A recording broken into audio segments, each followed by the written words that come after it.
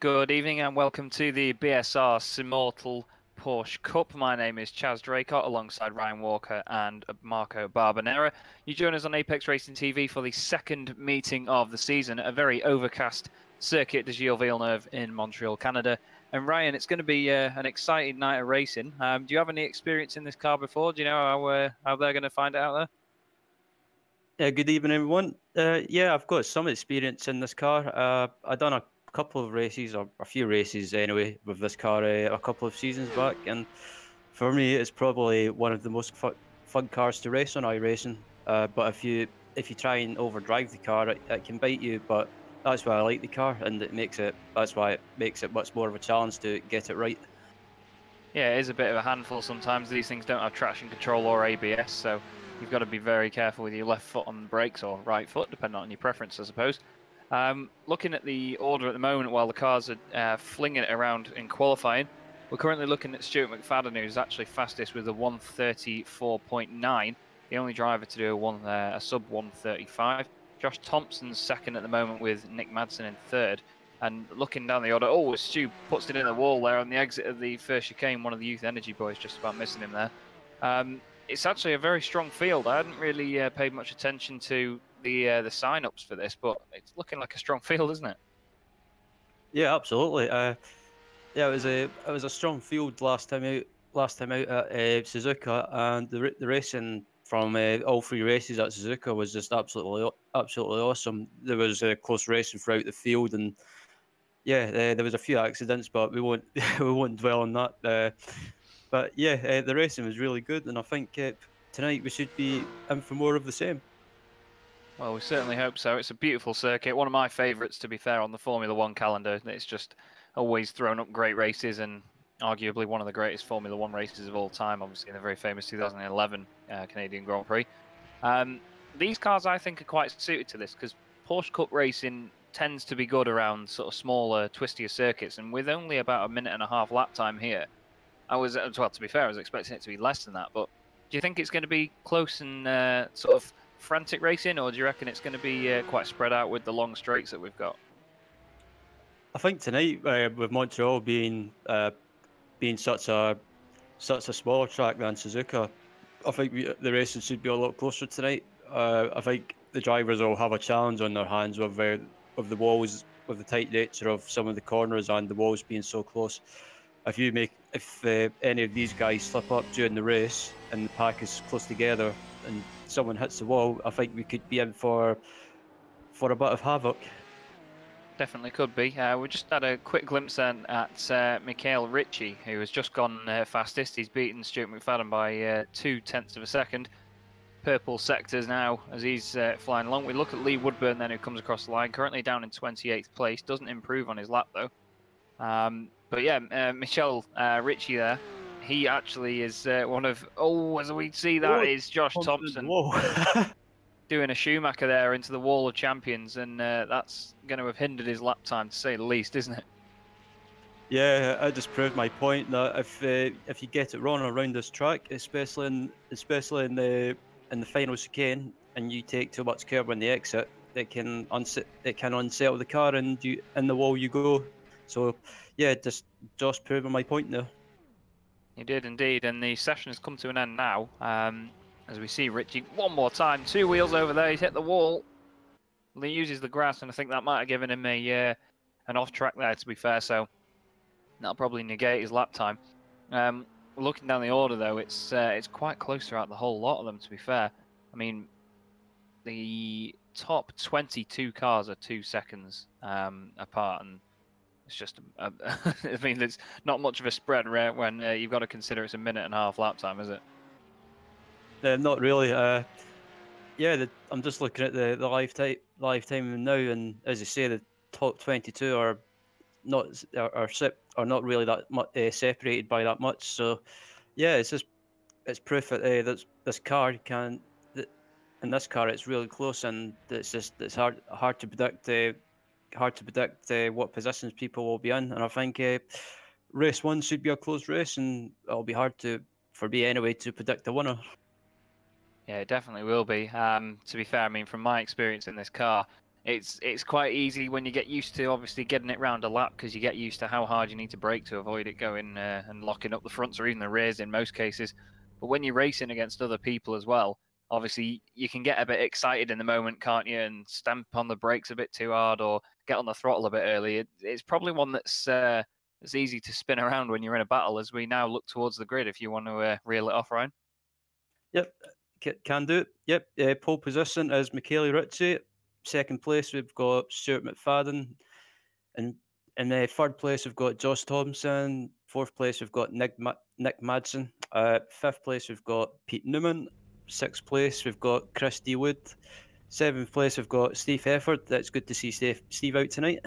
Eighth place, we've got Miguel Freitas. Ninth place, Jamie Ayers. And 10th position, we have got Ferenc Kern, I think it is. Apologies if I mispronounced your name, sir. If you want to do the rest, Chaz. Yeah, no worries. We have David White in 11th, Adam McNally, my favourite Scotsman in the world, in 12th place, Dennis Melcher in 13th with Michael Blake 14th, Richard Haynes 15th with Kip Stevens in the AM Fabrications car in 16th place, Ralph Cullen in 17th, Teddy Clark 18th, Anthony Jacobson 19th with Carl Hardy rounding out the top 20.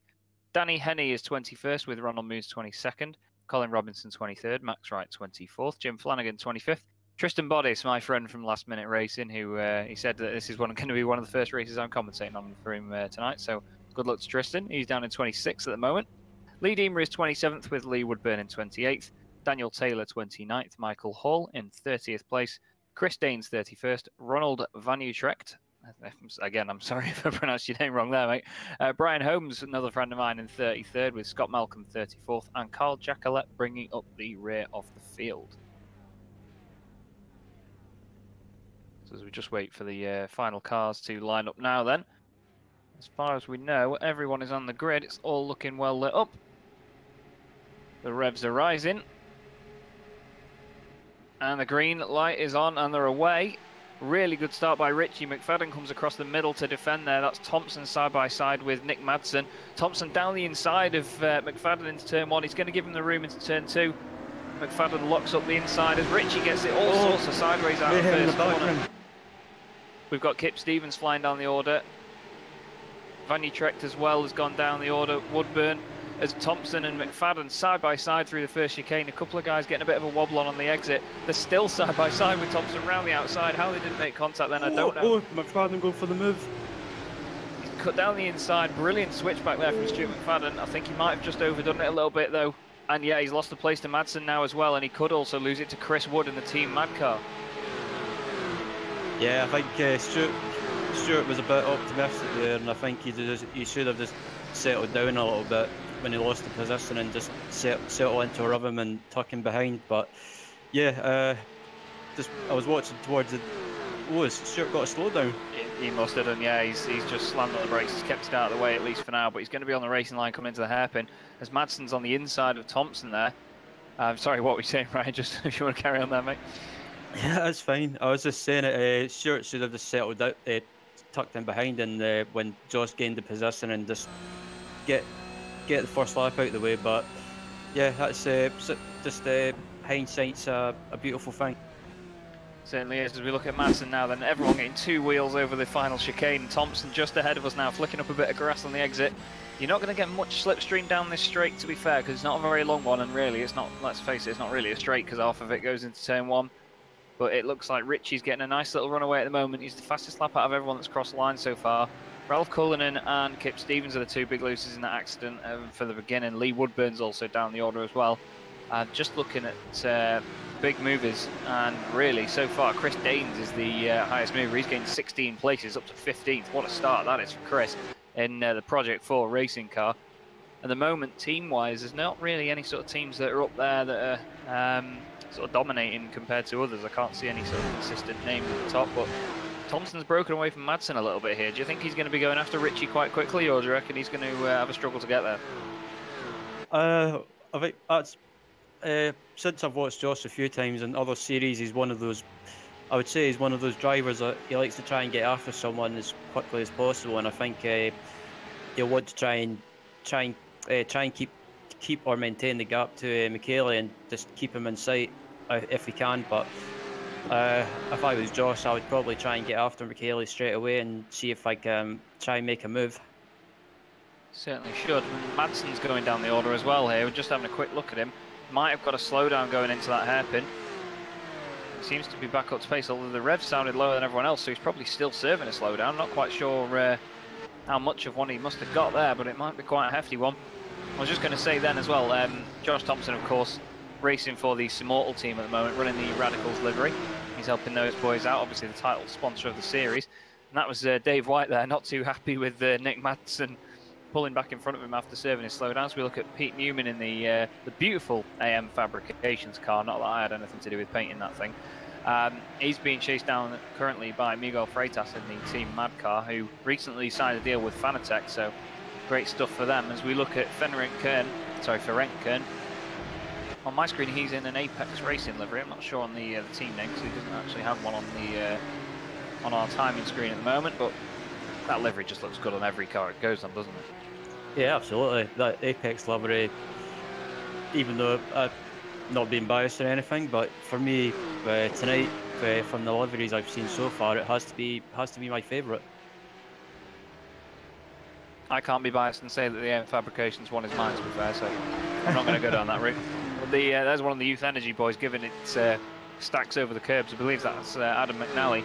As we look at Steve Hefford, is actually behind Miguel Freitas now in this little sort of trio, the three of them chasing one another. Oh, that's a big slide. Carl sideways. That was Pete Newman, number 58. He's lost the place to Freitas. Oh, McFadden's around, yeah. Wonder how he's managed that. Maybe he's just hit the curb on the entrance a bit too hard and spun it. Doesn't seem to be getting going. Let's have a quick look then. He's down the inside. Contact. Oh, he took too much inside curb and it just unsettled the car. Yeah, I think when I think he locked one of the inside wheels as well, so that wouldn't have helped the rotation. And with it just bouncing on the curb, it would have really upset it. As we look back at the leader then, Richie, look at Thompson's line through there. So confident at getting it turned in into turn 2. And the gap is ever closing. It's just over half a second now. It's just going to keep reeling him in bit by bit. I'm sure Marco's going to be just saying to him, go on son, get away, run for it. But as you were saying, like Josh, he's just one of them lads that can just jump in any car and he's quick. He's just got a natural talent. And he's showing that once again here. I mean, we saw it in the MX-5s last Tuesday and he just keeps on proving his point, doesn't he? Yeah, Josh, just as you say, he's one of those people. He just jumps into anything, and he can be quick straight away. But I think our colleague Alex Simpson said as well during the MX5 broadcast on Tuesday that if he stuck to one car and stuck to one series, he could be a lot more quicker. But nevertheless, Josh he's just one of those people in iRacing that can jump into anything, be quick, and yeah, at the moment he's proving it, and he's absolutely hounding Richie. Yeah, he's definitely right though with that comment about sticking to one car. As we look right now at the number 98 car, that's Haynes down the inside of Ferenc Kern there. Then there's number 99 car behind them as well. Well, it's number 898. I apologise. It shows on my timing screen it's just 98, so I don't think it can handle 3-digit numbers, which I'm not a fan of, just to say that. As we see McNally right now with Madsen climbing up behind him down the inside. Great stuff into the chicane there, forcing McNally to slow down and give him the room, but that's what you've got to do. It's hard but fair. One of the AM Fabrications cars getting close to the wall there in the background. I believe that was Dave White. But it's nicely spread out at the moment. I mean, there's battles going on, but it's not too frantic and in your face. It's manageable, but this is the most important one at the moment as we see Josh giving it slides all over the curbs there, bouncing and sliding at the same time, really close to that inside wall. I reckon the front of that Porsche is going to get closer to us sooner than you think. Yeah, absolutely. I was just watching Josh under. Oh, is Richie waxed the wall? Yeah, I was just watching Josh, and he's so good under the brakes. He can just catch up to Richie, and gain like heaps of time. Just really attacking the curbs, aren't they? There's just no holding back from Josh or Mikhail at the moment. It's going to be an interesting one to call. I'm not sure who I really think will win this one. 12.5 minutes to go in the first race already. Yeah, as Josh closes up again under braking, and I think if Josh just keeps it cool, keeps it clean, I think he'll be able to catch up to Richie and maybe get a run on him. Oh, Josh has got a run on him now actually. Gonna have to see whether he can get it done. I think he's a bit too far back to go at it into the chicane. He's going to be sensible this time round. He's just going to start assessing Mikhail's lines through there. Mikhail gets a bit of a slide on. They're both really close to the wall. Oh, that made me clench. Absolutely keeping it on the limit, these boys are. Got to give a quick shout out as well to Chris Wood in the background in third place. He's 6.5 seconds behind these boys, but he's got a comfortable gap over Miguel Freitas behind him, almost 4 seconds now. That's Team Madcar looking very pretty as well, but those two are teammates, so if anything comes to it from Steve Hefford and Nick Madsen behind, then they may work together in terms of making life easier, as Josh has got a really good run out of that chicane now. You've got to think whether he'll make a move down the inside here on the brakes. Will he just pop out? No, he's just playing it safe for now, isn't he?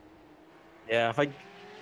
Excuse me. If Josh just keeps behind Michele at the moment, and if he can stick right behind him on the exit of the hairpin, or if he doesn't make a move at the hairpin, but he can stick with him on the exit of the hairpin, he could possibly try and get a run in the back straight.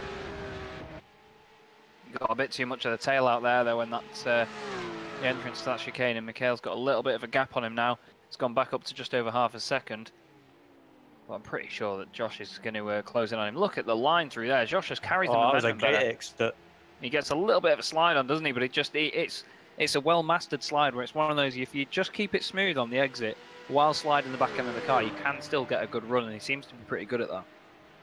Yeah, it seems to be with the Porsche, you can slide it a little bit. You can use the throttle a little bit to help with it. Excuse me, help with the rear end rotation as Josh mounts the curbs again. You've got to wonder if it's a case of when, not if now, with Thompson chasing down Mikhail at this point. Just over half of the race to go then, with 10 minutes and 15 seconds left on the clock. But the lines are very similar through there. It's just I think their driving styles are a bit different. Mikhail seems to attack the curbs, but he seems smoother when the car's actually on the ground. Josh likes to have it tail happy, so it's obviously a bit more grippy for him, but you've got to be one of those drivers to manage it, haven't you? It's a joy to watch, isn't it? It's just constantly sideways on the exits. Yeah, it seems to be. I mean, I'll admit, I've tried some of Josh's setups in the former Renault, for example, and his setups are just. I know this is a fixed setup series, but Josh's setups in other cars are just they're so oversteer. I just can't drive them. Otherwise, I just get killed. Well, I can't drive anything, so you've got one on me there as Josh clips the wall. They've both got the same sort of wing damage now, to be fair. There's a little bit to the front right of Josh's car as well as we go on board now into one of my favourite corners in the world. I just love this hairpin because there's multiple lines to go in and then go out. You've got to manage it as he gives it full opposite lock, but that's what I mean. That little bit of opposite lock is a lot better than getting the tail out too much because the car is still pointing in the direction you want it to go, to an extent anyway. So you want to just master that slide, just sort of hold it on the throttle. Don't give it full throttle so the rear comes around. You just want to be managing it on about sort of 50 to 75%, and then it just sort of flings the car forward while managing the slide. Look how high they get on these curves. It's an absolute miracle they don't break the shock absorbers when they're on these things, isn't it? Yeah, absolutely. I'm just watching them go, like mounting every inch of the curbs, and any time they do that and get close to the wall on the exit, I'm just, even though I'm not racing, it's making me have kittens. Just looking a bit further down the order for a second. Anthony Jacobson, Scott Malcolm and Max Wright seem to have a little bit of a thing going on apparently. I've got those three lit up as orange and red gaps between them at the moment, saying them together. He must be having a right laugh out there though, to be fair. He's trying so hard to catch Mikhail. He must be laughing his head off looking in that rearview mirror in the first place here. Yeah, but in a way, with Josh getting sideways, sometimes it's giving Michele a bit of a buffer sometimes, so it's helping Michele. But also on the other hand, if I was Michele, I wouldn't be relaxing too much. I would still be concentrating. Oh, definitely. But I mean, body language wise, from the two cars, one of them looks a lot more relaxed than the other. But you never know what will be going on in the head of Richie right now. He's got a really good exit out of there, actually. No slide whatsoever. Really nice run on there. They've actually got nearly 10 seconds on Chris Wood now. So even though Josh is still pushing like mad to catch up with him, they're not doing a massive amount of battling, to be fair. So they're not going to be slowing each other down. But they're nearly 10 seconds ahead of Chris Wood in third. They're absolutely flying, these boys. Yeah, absolutely. I'm just excuse me, just looking back through the pack to see if there's any battles or anything. I can't really find anything. It just seems to be the field spread out. So, yeah, the racing in race 1 has been a lot better than expected, and yeah, driver standards have been pretty. Oh, I wouldn't be surprised if Joss gets a slowdown there. But yeah, as I was saying, the racing in race 1 so far has been pretty clean. Yeah, it's been top-notch stuff to watch so far. There's only been a couple of guys lost out, really. Stu McFadden, Ralph Cullen and Lee Woodburn. Kip Stevens lost out earlier on, but he's actually gained a few more places now. He's in 24th ahead of Ronald Moons. Looking down the field at battles, I mean, Dennis Melcher, Tristan Boddice, Michael Blake there all together as Josh is down the inside now of Richie. He's going to try and get a cutback. This is the closest he's been all race, and it's probably the closest he could possibly get. He's weaving around all over him, trying to psych him out. He's going to go for the outside. Mikhail's probably going to defend it. Is Josh going to be later on the brakes? He's not. It's a bit of a thin corner, that, to be fair. I mean, when you go in there, it's scary, but he's not got the best runs. Josh just missed his run up there on the exit, and yeah, that's gave Mikhail a bit of a gap again. Yeah, he's got it all to do again, although Mikhail is really slow through there. But you can see how the different lines work out a better run for you. He's a little bit wide on the exit. Josh kicking up a bit of the grass there. Nice to see iRacing's little grass physics going on there. They're flying down the straight now. They're doing nearly 160. Over 160 as they get into the braking zone. These things do certainly fly. Hopping the curbs then. Look at the height that Mikhail's got there. Josh is really getting close to that tyre wall. He knows exactly how to push the limits. Is he going to go down the inside into turn 1? He's not. He's still playing it safe. I think the way Josh is probably thinking is that he doesn't want to get ahead with a couple of laps to go in case Michele comes back at him. Oh, he's down the inside. Michele's just stopped. Something's gone wrong with the car. He must have had a disconnection or something. Something's gone wrong there because the car just went in a straight line. I wonder if his wheel disconnected. Yeah, it suddenly just stopped turning, didn't it? Let's have a look on board then. He turns in. Nothing wrong there. And will it just straighten up all of a sudden? Ah, it just cuts out. Yeah, there's just... The throttle just stops working. He's got a little bit of input from the wheel, but...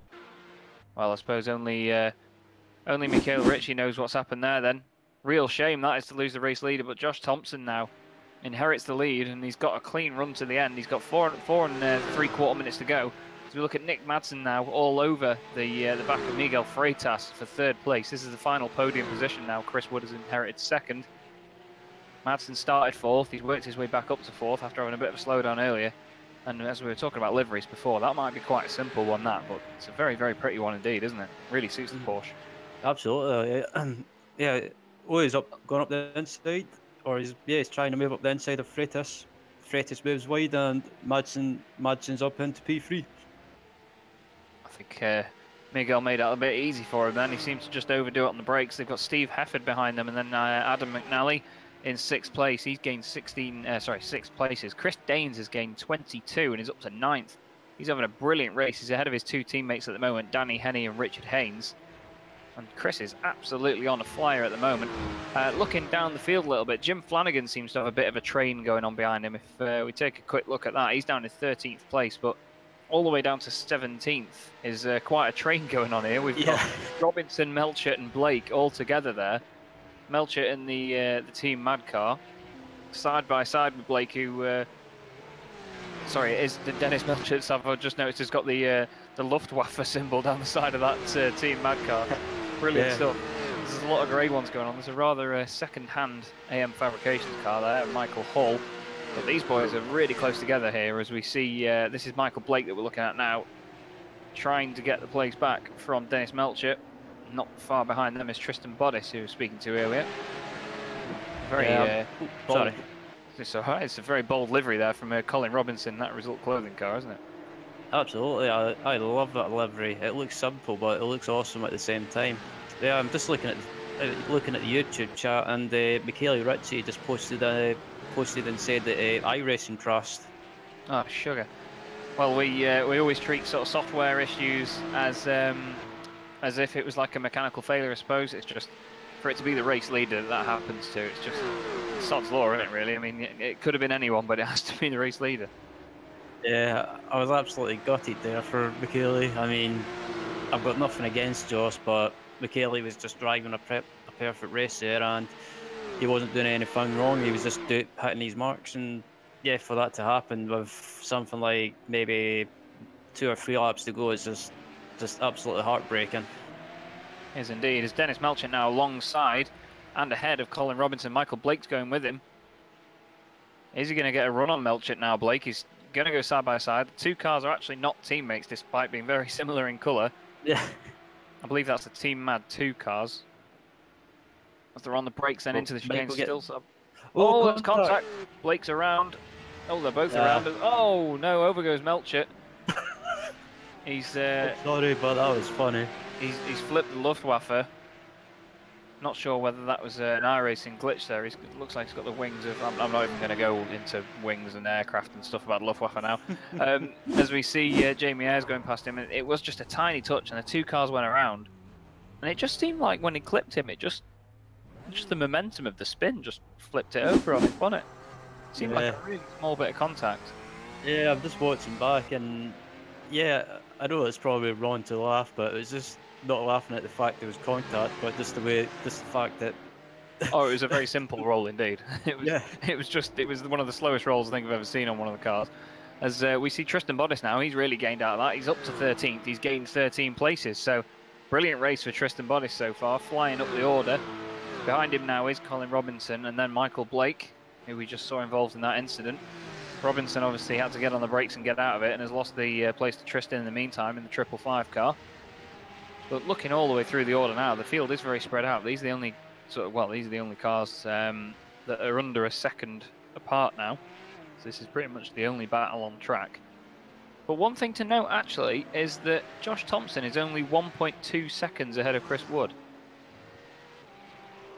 According to the timing screen, that is. And now it says 12 seconds. It just said 1.2 seconds, and I swear to you on my life, I just saw 1.2 seconds and I thought something had gone wrong. Yeah, I seen that as well. I was like, that's a bit odd. Yeah, it says, to be fair now, it says 1.1 seconds, so not sure what's going on, whether he's having... he seems to be having connection issues because the car keeps disappearing and then reappearing, so not quite sure how that's... it must be affecting the timing and thinking that when he appears he's not far ahead or something, but we'll have to see. As we look back at Tristan Bottas then, still under pressure, Colin Robinson locking the right front there. As Mikael Ritchie is back on, he's got it going again, but he's actually down in 31st place now. Real shame for Mikael, that one. Yeah, I'm just watching through the field as well. I'm watching Adam McNally at the moment in P6, who's having a good run. I think it's been a bit of a quiet race for Adam, I think. But oh, yeah, Wood's around. Oh. Madsen just got ahead of Wood there, and in the background, that's a hell of a scrap going on. But yeah, Wood, I don't know whether he's done this on his own. He's quite far away. He might just get on the throttle a bit early, and yeah, he just looked it. Easy to do in the Porsche, to be fair. It's not the easiest thing to drive. And actually, to be fair, Josh Thompson now is just coming through turn 1. I thought that we'd had the finish there, but we've got 2 minutes 10 remaining. For some reason, something came up saying it's finishing. Oh, the race is over. I apologise. I've just had different things flash up on my screen, but Josh Thompson has taken the win. So apologies, Josh, for not covering you coming across the line, son. But Michael Blake has just got past Colin Robinson then. Coming onto the back straight, is Colin going to be able to get a run back on him? Doesn't look like it at the moment. It's not close enough, is he? He's not going to be able to get there. Michael Hall's disconnected from the race as well, unfortunately. He's now down in 31st. But Michael Blake's going to beat Robinson across the line. Then Tristan Bottas, great drive from him to gain 13 places. Biggest mover of the race so far that's come across the line is Chris Daines, who's gained 22 places. As we look at Kip Stevens then, behind Lee Deemer of the Simmortal team. He's trying to psych him out by going all over the place, but it doesn't look like he's done it. Big Bermuda flag on the top of Kip's car, hops the curbs for one more time. I think it was that behind him. Ronald Moon's just missing the tyre barrier. And Kip comes across the line then in 20th place behind Lee Deemer in 19th, as we see Pete Newman and Carl Jacquelet crossing the line. Anthony Jacobson in the not very showroom spec Porsche 911 Cup there for the Momo team. Oh, Brian J. Holmes going across the grass. Maybe he wants to try do some rallycross. He needs to speak to Stuart McFadden about that sort of stuff. As we see Mikael Ritchie now still finishing, but there's your race winner, Josh Thompson. Fantastic stuff by Josh. He put Mikhail under pressure all that time so much that his sim decided that it didn't want to race anymore. He enters the pits, but yeah, great drive by Josh as always. We were saying before how quick he is, not to blow smoke up his backside all broadcast, but he truly deserved that. He put the effort in, and he was very entertaining to watch, wasn't he? Yeah, absolutely. Josh didn't do any silly moves. He just kept Michele under pressure for as long as possible, and until Michele unfortunately had these software issues, and handed the win to Josh, but not taking it away from Josh. He deserved that, and that was a good drive by him. And it was a good race overall. Driving standards were really good in that. Only a couple of bits of contact, really, a little bit at the beginning, and then obviously we saw the Blake and Melcher incident, but that was all we saw contact-wise, wasn't it? Yeah, that was it. The racing was a lot better than expected, and the driving standards, as I mentioned earlier, were a lot better, and hopefully we can keep that up. They can keep that up for the race 2 and 3. Yeah, hopefully so. It's not an easy car to race around a track like this with so many important sort of acceleration zones out of corners. You've got to be good at getting it on the power early. And we should have results any second as far as I know. Just waiting for the word. There we go. So, yeah, as you see then, Josh Thompson takes the race win from Nick Madsen, who eventually got past Chris Wood because of that spin. And Miguel Freitas actually took 3rd place in that one, ahead of the aforementioned Chris Wood. Steve Hefford, like you say, good to see Steve out tonight, finishing 5th, gaining 2 places from 7th. Adam McNally finishing in 6th with Dave White in 7th. Ferenc Kern in 8th place. Chris Daines, fantastic drive by him to gain 22 places and finish 9th. Danny Henney finishing in 10th. Richard Haynes is 11th with Jim Flanagan in 12th. Tristan Bodis, 13 places gained, finished 13th overall. Michael Blake finished where he started in 14th with Colin Robinson in 15th. Jamie Ayres lost 7 places and finished 16th, maybe a victim of the accident early on. Dennis Melchett, well, we saw what happened to Dennis, finishing in 17th with Carl Hardy 18th. Lee Deemer is 19th with Kip Stevens in 20th and Ronald Moons in 21st. Carl Jacquelette there, sorry, I don't know what happened to my voice then. Finished in 22nd with Pete Newman 23rd, Scott Malcolm 24th, 25th was Anthony Jacobson, 26th there's Max Wright, 27th Daniel Taylor, 28th Ronald Vanutrecht. I'm really sorry if I'm getting that wrong, I'm hoping that you'll tell me one day. 29th is Brian Holmes, who we just saw doing a bit of grass tracking then.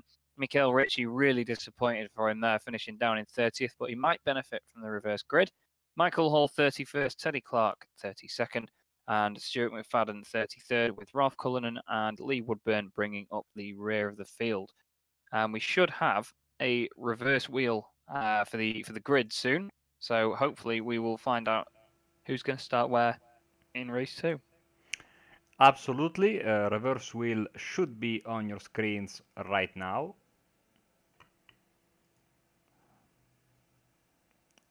Maybe, because it's making us wait a bit. Okay, here we go. So wheel is on the screen and let's roll it.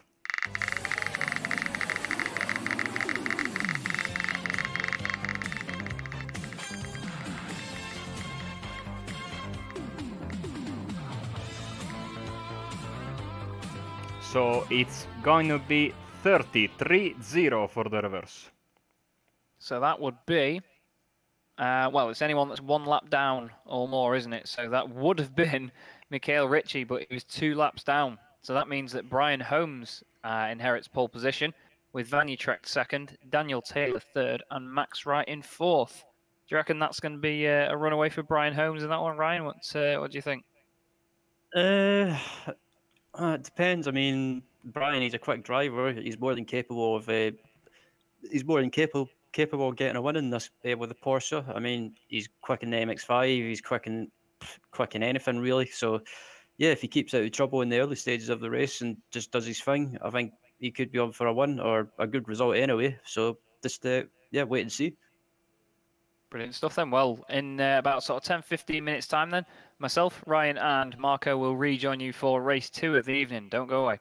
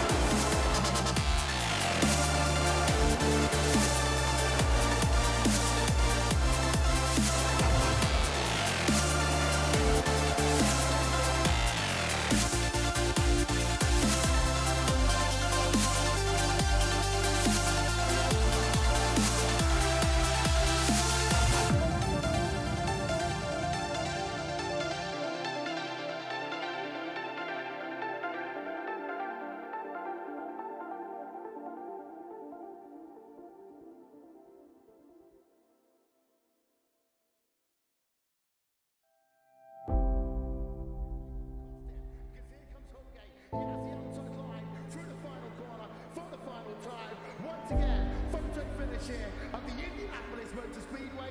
Will it be Tim Hogan? It's going to be Christopher DeMary at the line.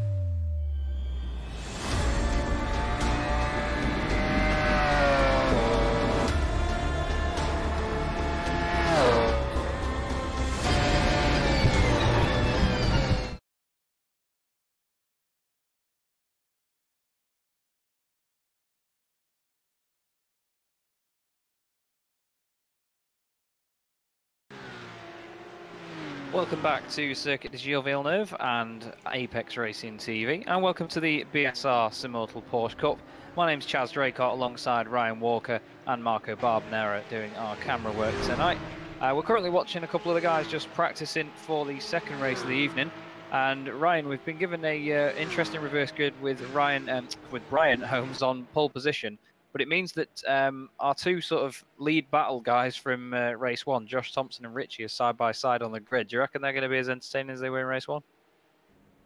Yeah, absolutely. I think it should be, excuse me, it should be interesting to watch how Josh and McKaylee get through the field. I mean, I've not had a chance to see where they're starting, but if they're starting in the middle of the pack or towards the back of the pack, it should be interesting to watch. And yeah, I think it could be interesting. And also we've got Brian J. Holmes on pole position, as you mentioned, and yeah, I'll be interested to see how Brian gets on. As I said off air, he's one of those people that on his day he's one of the quickest out there, and I think if he keeps his nose clean in race 2, in the early stages of the race, he could be, yeah, I would say don't rule him out of winning race 2. Yeah, I was having a chat with him mid last week about his pace in the MX-5s as we see one of the Team Mad guys go into the wall there. I was talking to him about last week in the MX-5s, and he was saying that he's hoping for a bit more silverware in it, and he wants me to join him on track at some point. I'm not sure whether I'll do it in this or not, but we'll have to see. As we're currently watching the very entertaining Jamie Ayres, or at least I am on my screen, and he's getting the back end of this car out quite a lot, and from driving it, it is something that you can do quite easily and control, to be fair. We saw Josh Thompson making it look easy in race 1, but it just depends on your driving style, doesn't it? I mean, it's not something that suits everyone, this car, is it? Yeah, absolutely. I mean, some people enjoy this car and some other people don't, or some people enjoy the car but they don't seem to, for some reason it doesn't seem to suit their driving style. I mean, it's one of those cars, as we were talking about before the start of race 1, it's one of those cars you've got to be, and I guess in a way you can hustle but you can't overdrive the car, or if you end up overdriving it and making a mistake, especially around tracks such as Montreal, it could come back to bite you. Yeah, we certainly saw that from Chris Wood in race 1 as well, unfortunately spinning it in the hairpin from second in the race, actually, eventually finishing 4th behind his teammate Miguel Freitas. But it is, like you say, it's one of those cars where you just have to always be on your toes with it, I suppose.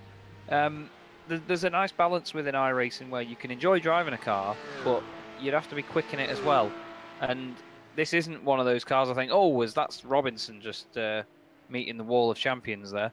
But yeah, it's one of those cars where you can enjoy driving it every single day as another car goes off at the final chicane there as well. But it's difficult to be quick in, I find, because I never found that I was consistent in it. I always just sort of got on with it, but there was too many opportunities to lock the brakes up for my liking, and that's one place where I'm weak at driving, is on the brakes. So it is definitely one of them where you've either got it or you've not in this car, and it's hard to learn it, I imagine. I mean, I've not spent a massive amount of time in it, but yeah, it's not the easiest, is it? Basically, is the long and short of it. Yeah, absolutely. The Porsche is one of those cars that you can't really stamp the brake like you can do in other cars, like the Mazda, for example. You've kind of under braking, you've kind of just got to be gentle with the brake, and if you're too hard on the brake under braking, the rear end just snaps on you and just tries to come round on you. Yeah, it's one of them where setups are really important, because in terms of brake bias especially, and downforce, because with the engine being right at the rear of these cars, obviously it's a bit of a sort of abnormal weight balance. It's a joy to drive, but I don't know, it's just difficult. It's always been one of them sort of problem cars, but these guys make it look easy, I've got to say. The guys that we've seen so far tonight have just made it look really easy to drive, and you see the same from the Porsche Carrera Cup GB as well in the real world.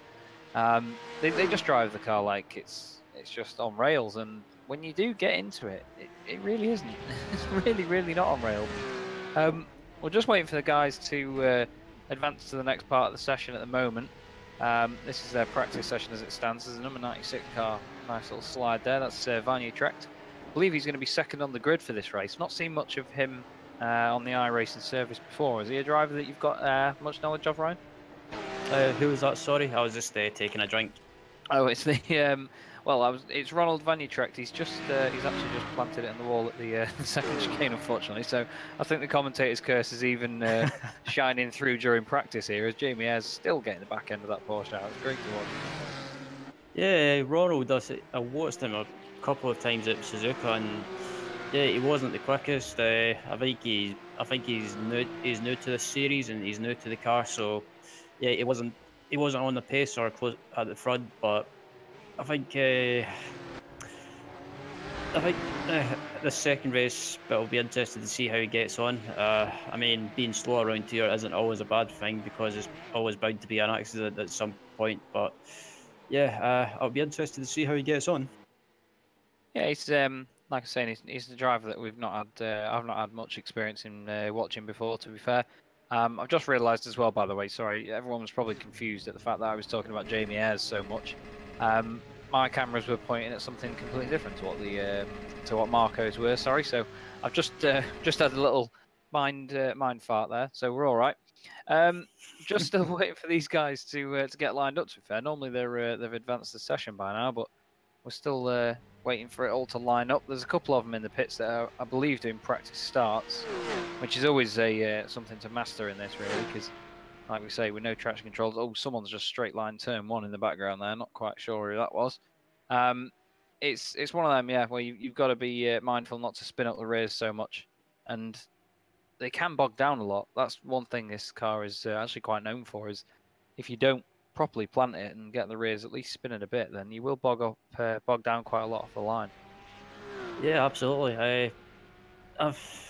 Sometimes I've had trouble getting this car off the line. I mean, it seems to be one of those cars that you've got to give it full revs off the line, and then just be careful off the line and make sure you don't get too much wheel spin. As I think we're advancing to the grid.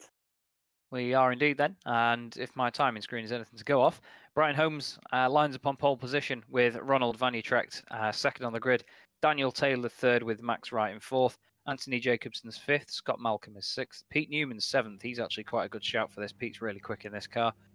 Carl Jacquelet is eighth with Ronald Moon's ninth, Kip Stevens 10th, and Lee Deemer in 11th place for Simmortal. Carl Hardy is 12th. Dennis Melcher in the Luftwaffe machine is 13th, with Jamie Ayres 14th, Colin Robinson 15th, and Michael Blake 16th. Hopefully those boys can provide as good a battle in race 2 as they did in race 1. Tristan Boddice starting 17th on the grid, not far from where he finished in the first one. Jim Flanagan 18th, Richard Haynes 19th, Danny Henney in 20th. Chris Daines is 21st. He made up a lot of positions in race 1, so hopefully he can do the same again here. Ferenc Kern in 22nd, David White 23rd, Adam McNally 24th. Steve Hefford in 25th with Chris Wood 26th. He's probably hoping for to get through this without another spin. Miguel Freitas 27th, Nick Mazden 28th, Josh Thompson 29th, and Mikhail Ritchie 30th. With Michael Hall 31st as they're away. Sorry, in the background. The green light is on and they are flying away. A couple of guys then at the front. Ronald Van Utrecht has taken the lead. Doesn't seem that Brian Holmes has taken the start. Didn't notice it until just now, but Van Utrecht inherits the lead then from Daniel Taylor. It's really bunched up in the midfield, but everyone seems to have got through okay. There's a bit of a wobble from one of the Momo cars. It's round the outside. That's Anthony Jacobson taking second place. What a manoeuvre there. Great stuff. Oh, contact in the background. Yep, I can hear contact. There's a couple of cars off, and that's McNally. There's, who's that? Colin Robinson's in there as well. That's one of the Project 4 racing cars. And, McFadden's going to go into McNally there. That's a real shame, that is. Trying to figure out who the other car is there that's trying to get away, is McNally making contact with a couple of people, but there's Van Utrecht and Jacobson then making a break for it with Daniel Taylor in third. Van Utrecht then, nice. Yep, that is Daniel Taylor from third place. He's around. Oh, another one's off the number 900 car. I believe that's Danny Henney has gone around. A couple of them there just taking avoiding action. They're 3 wide, and that's someone been put into the wall. There's a car on its roof there. Real shame that, because it was so good in race 1, so clean, but Van Utrecht's been caught up by Ayres now. And not Ayres, sorry, Jacobson, I apologise. It's all going off. Scott Malcolm's inherited third place, though. He's had a good first lap. Yeah, good start by Scott Malcolm to get up into third place. Nice one, Scott. And it's Chris Daines who's been involved in the first lap incidents. He's down there now. Oh, Ronald's wide. And that's that. There goes Jacobson then inheriting the contact lead. in the background as well. Trying to see if there's anyone else dropping down the order. It's one of the Simmortal cars that's gone off. Oh, there's another car off there as well. That's Danny Henney, I believe. Danny's having a bit of a nightmare then, it seems, so far. It mustn't have been him that was involved in the incident earlier then. As we look at Michael Blake now, who is up in 9th place. And is that Josh Thompson? It is. Mikhail Ritchie and Josh Thompson making their way through the field. After one lap, Mikhail has gained 18 places, and so has Nick Madsen. Brilliant stuff by these guys, just showing people how it's done as Ritchie puts his nose down the inside. Carl Hardy is off. Hardy's around. As Ritchie goes past. I'm just going to have a quick look at what happened to Carl Hardy then. Does he just... Oh, he just looks up the rears and the car just... This looks like a case. It looked like Carl just it took too much corner speed. Yeah, the car doesn't like rotating on the brakes very much, to be fair. It likes to lock them up. But Ritchie is ahead of Thompson, which is quite important. There's some of the guys there running a little bit wide into the second part of that chicane. But it's Anthony Jacobson out front, then Scott Malcolm second, and Carl Jacquelet in third. Great for those guys, because they've obviously taken advantage of the reverse grid. As Brian Holmes is actually on track in the number 45 car, but he seems to be going down the order. As we look at Michael Hall. Yep, just watching through the field. Jamie Ayres went round outside of Michael Hall into the hairpin, and yeah, Michael Hall's lost a couple of positions to Jamie Ayres and Danny Henney. As we look at Scott Malcolm now, maybe getting defensive over Carl Jacquelet. We'll have to see how Carl makes progress towards him there. Not far behind them though is Kip Stevens in 5th, who has been really quick tonight actually. He made up a lot of places in race 1. He's got Van Utrecht in front of him, but he's also got to be mindful of Melchert, Diemer and Madsen behind him. Madsen is absolutely flying at the moment, 20 positions gained. Josh Thompson has gained 19 places, but someone that's going down the order that I've just noticed is Mikhail Ritchie, who we look at right now. Must have got a slowdown in the first chicane, but all his hard work in the first lap has been undone. Yeah, I'm just, well, I'm wondering what happened there. I wonder if he... Yeah, it looks like a slowdown. You must have took maybe too much of the right-hand curb, maybe. Oh, he clipped the wall. Jesus. He just looking and he really flies like he's down inside. He's given the room. Just well, they both getting 21 places now. 2 loops from the start. We're already into the continues outside for a quarter. Too much time. Match at the start of the 3/4 panel of 4. But even though I've only gone now, also Blake and Josh Thompson flying up high.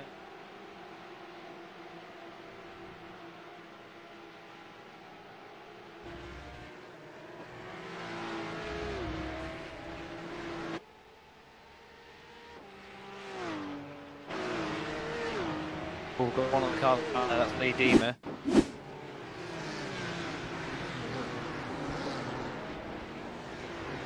Diemer spun round in the background. Yeah, I've just seen that now. Yeah, it looks like he took too much curb and that the sunset with the car.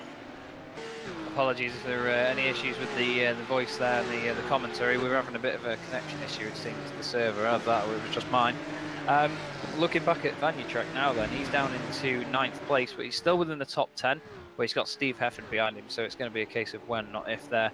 Thompson is now ahead of Madsen as well, as we see, which is quite important for Thompson, because he's obviously seen the progress that Madsen's making and thinking, I need to try and get onto the back of this and get going.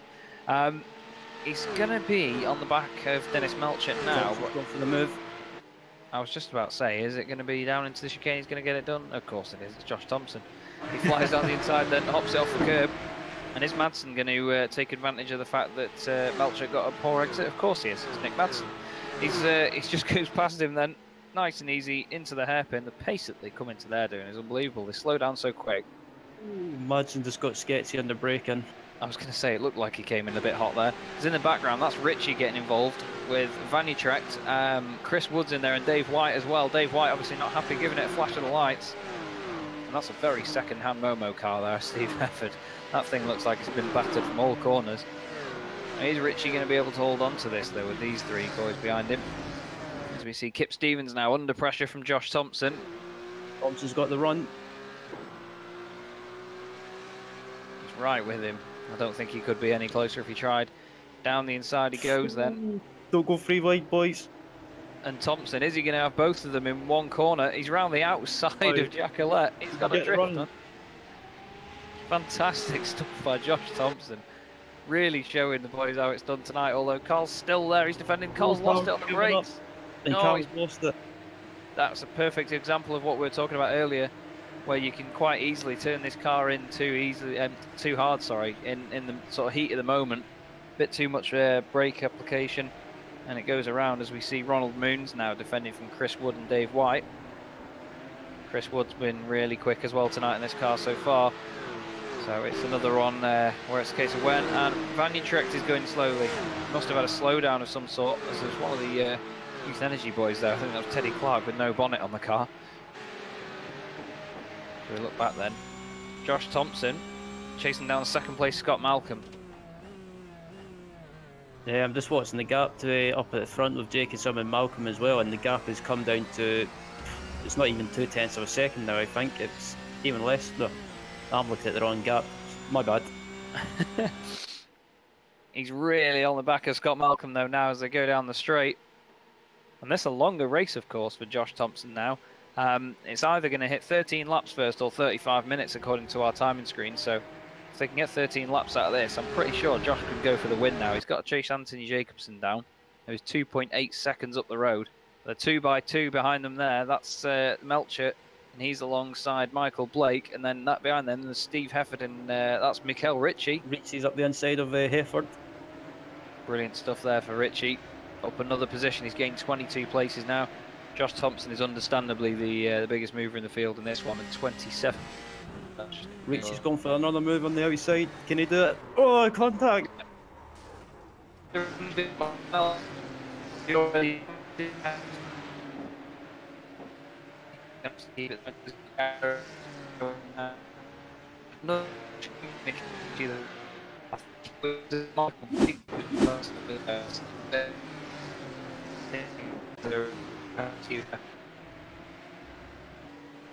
we go. There we have.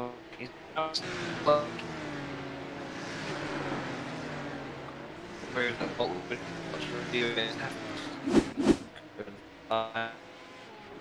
Now down in 8th place. Thompson 16. And he's sure just broke himself. Sure.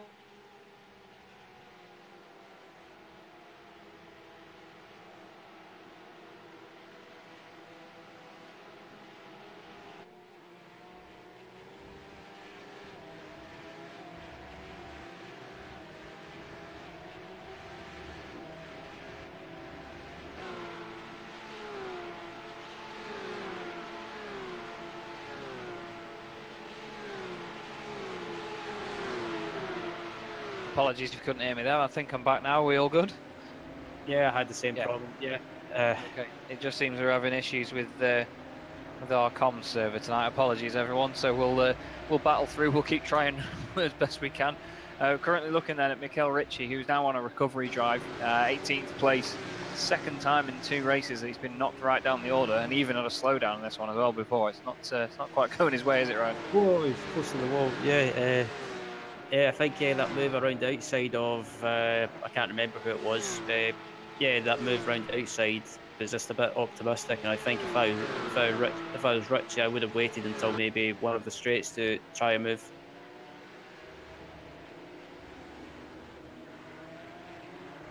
As we see Blake there all over the curbs now, trying to chase down the one of the Team Mad cars. He's just, that's Teddy Clark there. Mikael Ritchie involved in that as well.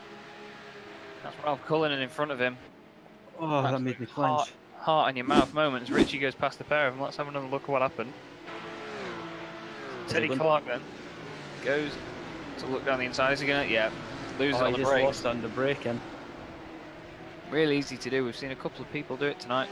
He just comes back on carrying way too much pace there. Yeah, I think that rejoin was pathetic. Yeah, it wasn't the best. Oh, Chris Wood straight over at the chicane, tries to avoid that massive sausage curb, and he's going to be dropping down the order now as well. As we see Dave White then, now ahead of Miguel Freitas, and a good battle there. Oh, into the back of Steve Hefford. Freitas down the inside, takes the opportunity, and off he goes. Brilliant stuff by Miguel there. Had some good races with Miguel before in the World GT Championship, and just showing his opportunistic driving there by chucking it up the inside of Dave White as Michael Ritchie then gets past Teddy Clark in the Youth Energy car. Yeah, I've just been watching through the field. I can't really find any battles at the moment from what I can see apart from in the midfield. Yeah, this train with Hefford and Hefford, Freitas, White, Bodas, Wood, and a few other names. Big train of cars there. They're all just checking up in front of each other. Hefford and Freitas really close to contact there. Dave White's got to try and take advantage of this, but he's got to be really careful at the same time because he's got Bodas and Wood. And then someone using the good old flashy lights tactic in the background. That's Michael Hall, always the joker. White's going for a move on the inside of Hefford. I think Blake's had an issue with ahead of them there. Richie's being held up by one of the Simmortal cars there. Who's that? I think that's Ronald Moons. Mikel's just having everything stacked against him at the moment, while Josh Thompson out front has got a 6-second lead over Nick Madsen now. It's unbelievable. He's just driving away, but we'll keep our eyes on this lot. Steve Hefford then really involved with the back bumper of David White as they come into the chicane. Right behind him, he's got Chris Wood. These guys all seasoned touring car drivers as well, so they're going to be really battling it away as you see Richie trying to get past Ayres now in the Momo car. And at the front of this train, you've got, is that Scott Malcolm? It is Scott Malcolm and Miguel Freitas. So it's a constantly evolving train that's getting longer and longer as Richie goes down the inside there. And I think he's around. I think Richie's around. He's around again. He made contact with the inside of, I believe it was Jamie Ayres there. He just let it drift wide. Let's have another look then. They're coming down the straight. He's on the outside at this point. Oh, he's not got an overlap, that's why. Yeah, I'm just looking to see what happened, and yeah, that was that was an optimistic move by Michele. Yeah, I think Jamie gave him enough room there. It's perfectly fair from Jamie, and he's out.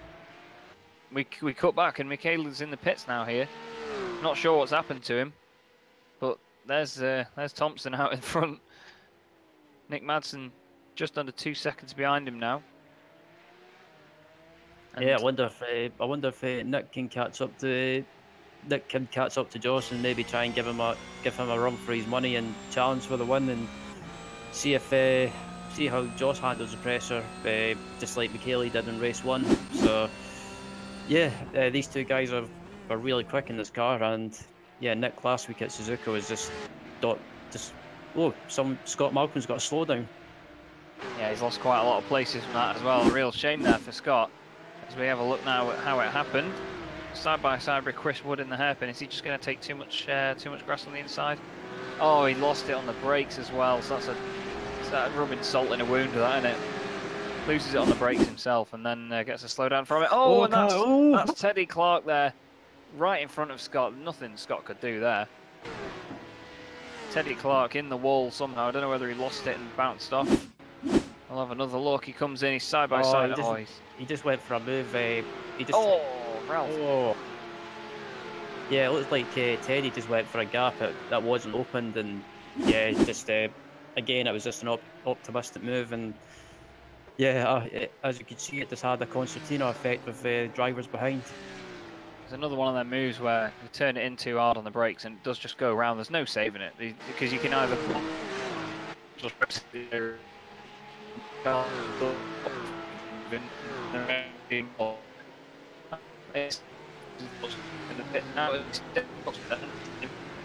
Michael Blake. He goes for us. Michael Blake.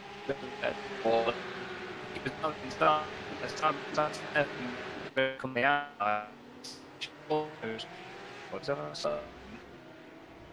Still Blake's going to do.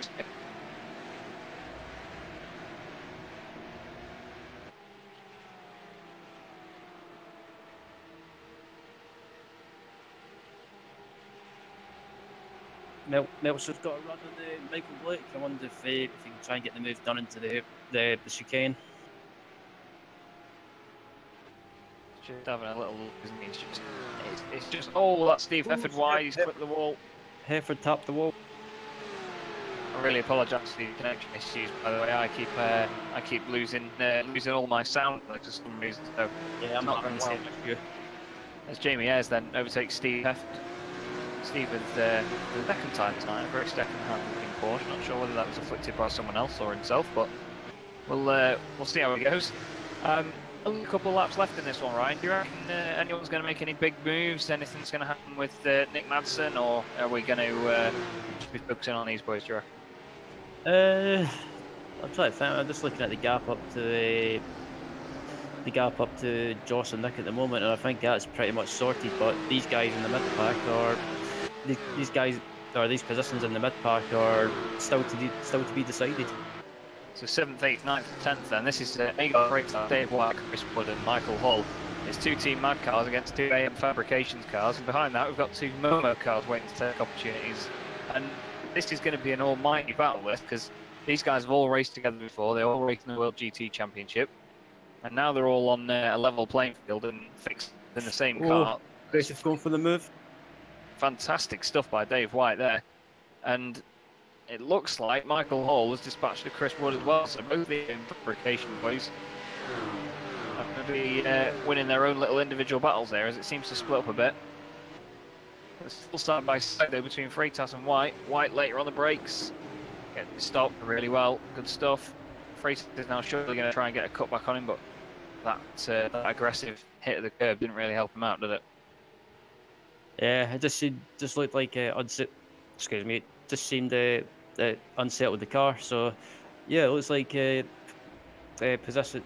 Well, the battle from position 6 down to position 10, I believe it is. It looks like these positions these battles will go down right to the wire as Meltzer goes wide. And that's opened the door for Dave White. Through he goes. Or does he? He's on the inside still. Yeah, he's made the place there, locks up the inside. Oh, there's a slight overlap in there. Yeah, he just he wasn't giving Dennis any room there. He just basically barged his way past. Dennis did a good way of sort of good display of sort of avoiding making contact there. You don't always have to keep your foot in and nudge the car in front. As Chris Wood now is in the middle of this, he's got the 2 Momo cars attacking him as Freitas goes down the inside of Manchett. Side by side into the hairpin. These 2 cars from the same stable. They may be in different liveries, but they're both representing Team Mad and the wonderful Dave Crozier. Melchett gets a slide sideways. And Freitas is through. Now then, he's got Michael Hall behind him, who's got ahead of Chris Wood. Sorry, he already was ahead of Chris Wood before that point. I apologise, Chris. Michael Hall then trying the psychological warfare as we're on to the final lap then for Josh Thompson.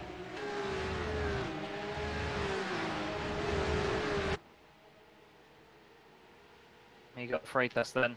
He's going to be trying to line up Dave White as he chases him down, but Dave's shown some really good manoeuvres in this race, and he's definitely been getting the job done. As Hall's surely going to go down the inside of Melchett.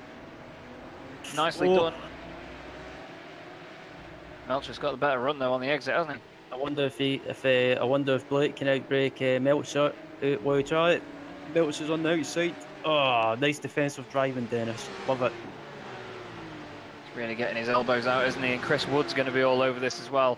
I think Jamie Ayres is probably just going to be going the sensible route here and waiting for these guys to take each other out. Is Michael going to get the cutback? Michael's got the run. He tries to stick to the inside, but Dennis really defensive there. He's flashing his lights, trying everything he can to disrupt him, but he's doing a great job of driving this defensively as Dennis Melchett chugs it in. Dennis is defending hard but fair, and Jamie Ayres sideways as anything there. Brilliant stuff. As we look then at our race leader and race 1 and race 2 winner, Josh Thompson. Great stuff as well. Last hurdle there for someone in the background.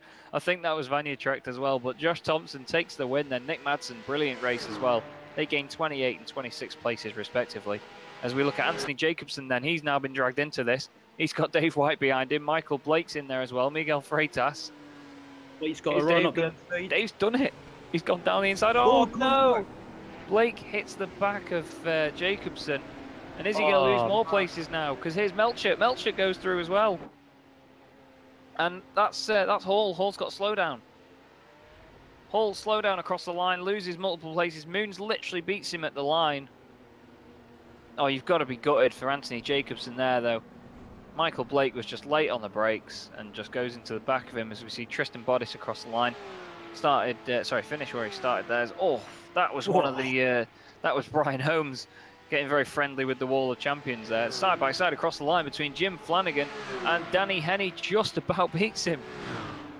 Just gets there according to the timing screen. Yeah, I'm just looking back at the replay now between who was at Hall and Jacobson, and it just looked like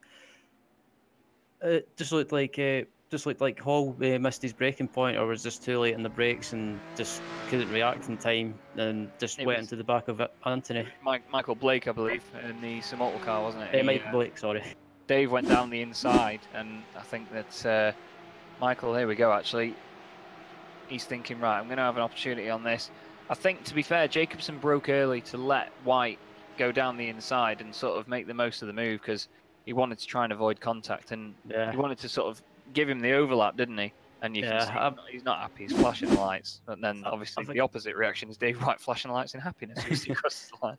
I was just looking at the replay. I think, for me anyway, I think it was just a 50-50 incident.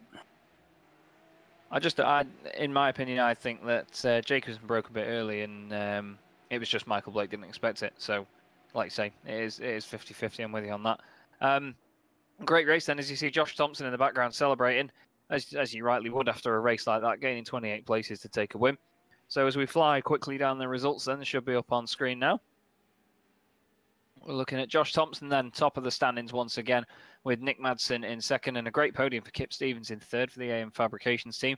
Dave White tops off a brilliant race there, gaining 19 places to finish fourth, ahead of Michael Blake, Miguel Freitas, Dennis Melchett, and Anthony Jacobson still finishing in the top 10 and 8th place. Good drive by him. Chris Wood is 9th with Jamie Ayres 10th. Steve Hefford in that very second-hand Porsche in 11th place. Hopefully they'll be able to sort the dents out before race 3. Ronald Moons is 12th, Michael Hall 13th. He gained 18 places in that. That's a great drive. With Ferenc in 14th, Ralph Cullinan, another driver with a great performance there, gaining 19 places. Max Wright finished 16th. Tristan Bodice finished where he started in 17th. Scott Malcolm 18th, Richard Haynes 19th, Brian Holmes 20th, and 21st was Danny Henney. 22nd was Jim Flanagan. 23rd was Carl Jacquelet. 24th was Daniel Taylor. Lee Deemer was 25th with Colin Robinson in 26th. Ronald Van Utrecht had a bit of an appalling race there, starting from the front row of the grid and ended up in 27th. Mikhail Ritchie, really unfortunate again with incidents and slowdowns to finish 28th. Teddy Clark in that big accident at the final corner finished 29th with Carl Hardy 30th. Lee Woodburn 31st, Chris Daines 32nd. Adam McNally, we saw him get taken out early on. He finished in 33rd. Stuart McFadden was 34th. And Pete Newman at the back of the field, who I said was going to be quick in that one, in 35th.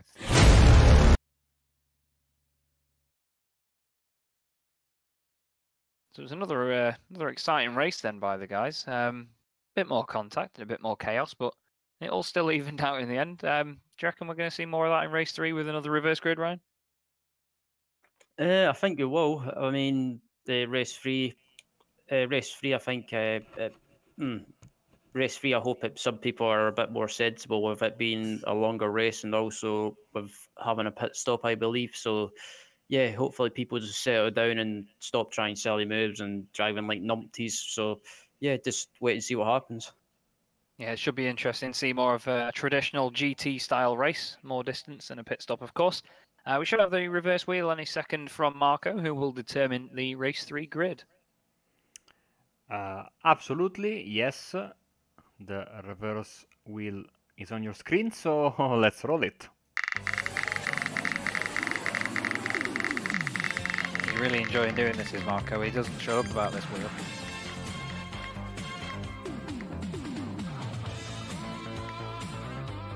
It's going to be a small one, 15. Okay, so looking at that then, obviously everyone in the top 15 was on the lead lap. According to my timing screen, that will put Ralph Cullinan on pole position, with Ferenc in second and Michael Hall third, with Ronald Moons in fourth. And Steve Hefford will be fifth, so hopefully he won't get so many dents on his on the front of his car this time. But you've got to look at Michael Hall for this one, really, in that AM Fabrications car. He's always been quick, hasn't he, Ryan? So do you reckon he stands a good chance in this? Yeah, absolutely. I mean, yeah, he's a decent enough driver, and on his day he can get a good result. And yeah, we'll just need to wait and see how he gets on in race 3. But I think, yeah, with the pit stop involved, it'll be interesting to see what strategies people go with, if they pit early or try and go as long as possible.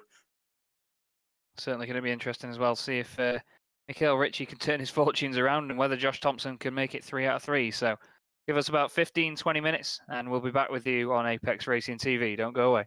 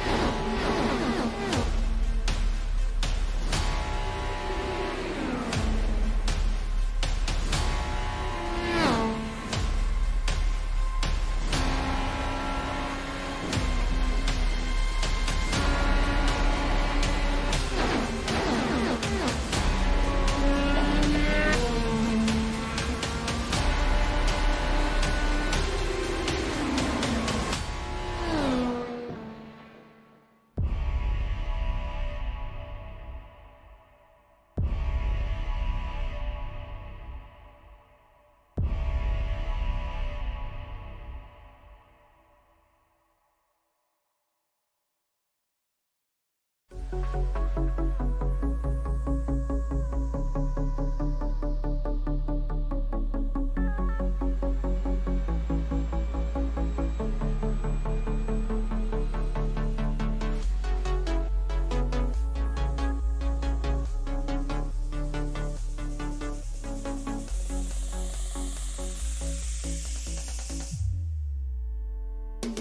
can't stop.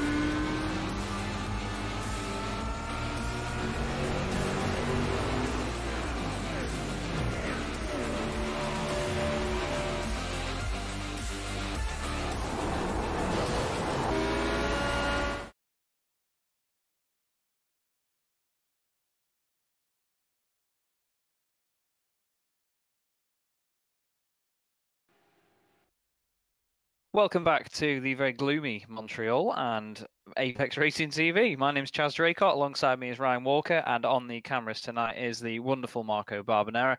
We're here for the third and final race of the evening. It's a bit of a longer one, Ryan, but the cold conditions might help with tyre degradation. Are you expecting to see people pitting early or stretching it for as long as they can? It depends where people are on in the park. I mean, if some people are stuck in traffic, they might try pitting early and try and do an undercut. People at the front that are maybe have got a bit of a gap behind them and clear track in front, I guess they might try and go as long as possible. It's going to be interesting to see how people use the strategy to their advantage. We've got Ralph Cullinan on pole position with Ferenc Kern and Michael Hall behind him. Michael's going to be one of my picks for this race, but you can never factor out Josh Thompson. He's only starting from 15th in this one, with Mikael Ritchie starting 28th, unfortunately, because of his misfortunes in the first two. So it's going to be very interesting as the revs rise, or I thought they were doing, as they will rise now as the lights come on. And the green light's on and they're away. Looks like a really good launch for Michael Hall. Although Ralph Cullinan's not got the best of getaways, Hall's going to look down the inside. He breaks a bit early. Nicely done, nice and neat. Oh, Ritchie goes flying into turn one there in the background. He goes somehow past two of the Simmortal cars. Ooh, Not sure how he did it. Oh, Michael Hall. In the background. Michael Hall has, well, he's completely undermined what I was saying, as two of his teammates go past him there as well. He's got the 898 car. That is, that's Richard Haynes on the outside. There's a couple of guys going around. Oh, Mikael Ritchie's involved. McFadden on the outside there. Ritchie's in the middle of the track the wrong way. That's Carl Hardy. Oh, that's just his luck tonight, isn't it, Mikael Ritchie? It's not been his evening at all. There's a couple of guys around. That's Scott Malcolm in the wall there as well. Maybe we can have a look back. Yeah, it seemed like one of the Youth Energy cars has gone around there, actually. Not quite sure what's happened with it. Lee Woodburn getting involved in the middle. He actually avoids that by the look of it. There's a couple of guys, though, who have real issues. There's a car in the middle of the straight. There's a car off there as well. That's Steve Hefford. That's Hefford around. There's a lot of cars already off and out of this one. So far, it seems like we've lost Mikael Ritchie, Max Wright, Scott Malcolm and Danny Henney. Miguel Freitas and Michael Blake were both affected as well. Anthony Jacobson we look at now leaving the hairpin, trying to get a good run down the straight, but he's got Tristan Bodis on his left-hand side. He's already gained 8 places. He's having a great race so far. And that's Dennis Melcher then. Right behind him is David White. Josh Thompson's only gained 1 position so far despite the madness, so I'm not quite sure what's happened to him there. As we get a nice close-up look at Dennis Melcher hopping the chicane. And through they come then. So it's Ferenc Kern leading away from Chris Wood in second place. Chris has gained 5 spots in lap 1, so he's going to be right up there for the whole race, I imagine. He's got a lot of pace behind him as Chris. Jamie Ayres is 3rd, Ralph Cullinan 4th, Ronald Moon's 5th, Dennis Melcher, who we're looking at now, is in 6th with Dave White behind him. Dave drove an absolute blinder in race 2. Do you reckon he's going to make up more places in this one, Ryan? Yeah, absolutely. Yeah, it's a good start. It's a good start by Melcher at the moment. He's gained 3 positions and he's currently sitting in P6 at the moment. And yeah, as I watched Adam McNally getting sideways there, that was a bit hot into the corner, Adam. There's his teammate Brian Holmes as well, just been dispatched by Josh Thompson, who's now going to go chasing down after Anthony Jacobson, who we saw lose the lead in race 2. Josh is down the inside of Kip Stevens, actually. Sorry, I completely skipped his name on there, but not that it took Josh long to get past. There he goes, and he's away. So he's back on form with it. And is that Michael Hall? It is. Yeah, it looks like he's got a slowdown. I think I'm developing a commentator's curse here. It's not working out well for Michael tonight because of me and my big gob. So I'm not going to continue talking about him and expecting him to do amazing things. Ferenc Kern then still leads the way. Dennis Melcher's still got Dave White behind him, and Tristan Bodis is waiting in the wings as well. Very interesting Team Mad 2 livery on that car. Dave White really closes up on the brakes. It's going to be interesting to see whether he gets a better run. He doesn't take as much curb. And that's Ralph Cullinan. Got a slowdown. Yeah, he must have clipped the curbs too hard on the straight. Tristan Bodis, though, is one of the highest movers in the field at the moment, up 10 places. Great stuff by Tristan. Can you see anything else further down? Let's have a look. Adam McNally's gained 13 places and Chris Dane's gained 14. So there's Adam going down the inside of someone else as well. It's Lee Deemer. Oh, in the back. Big big accident in turn 1 there. That's Lee Deemer in the Simmortal car, and I believe that's Chris Danes in the Project 4. Oh, that's a sketchy rejoin in front of McFadden there. I think Stu might have aged about 8 years then in that sort of rejoin if he had to get on the brakes then. Not quite sure what he was doing, but that wasn't the best. I'm not sure what happened there.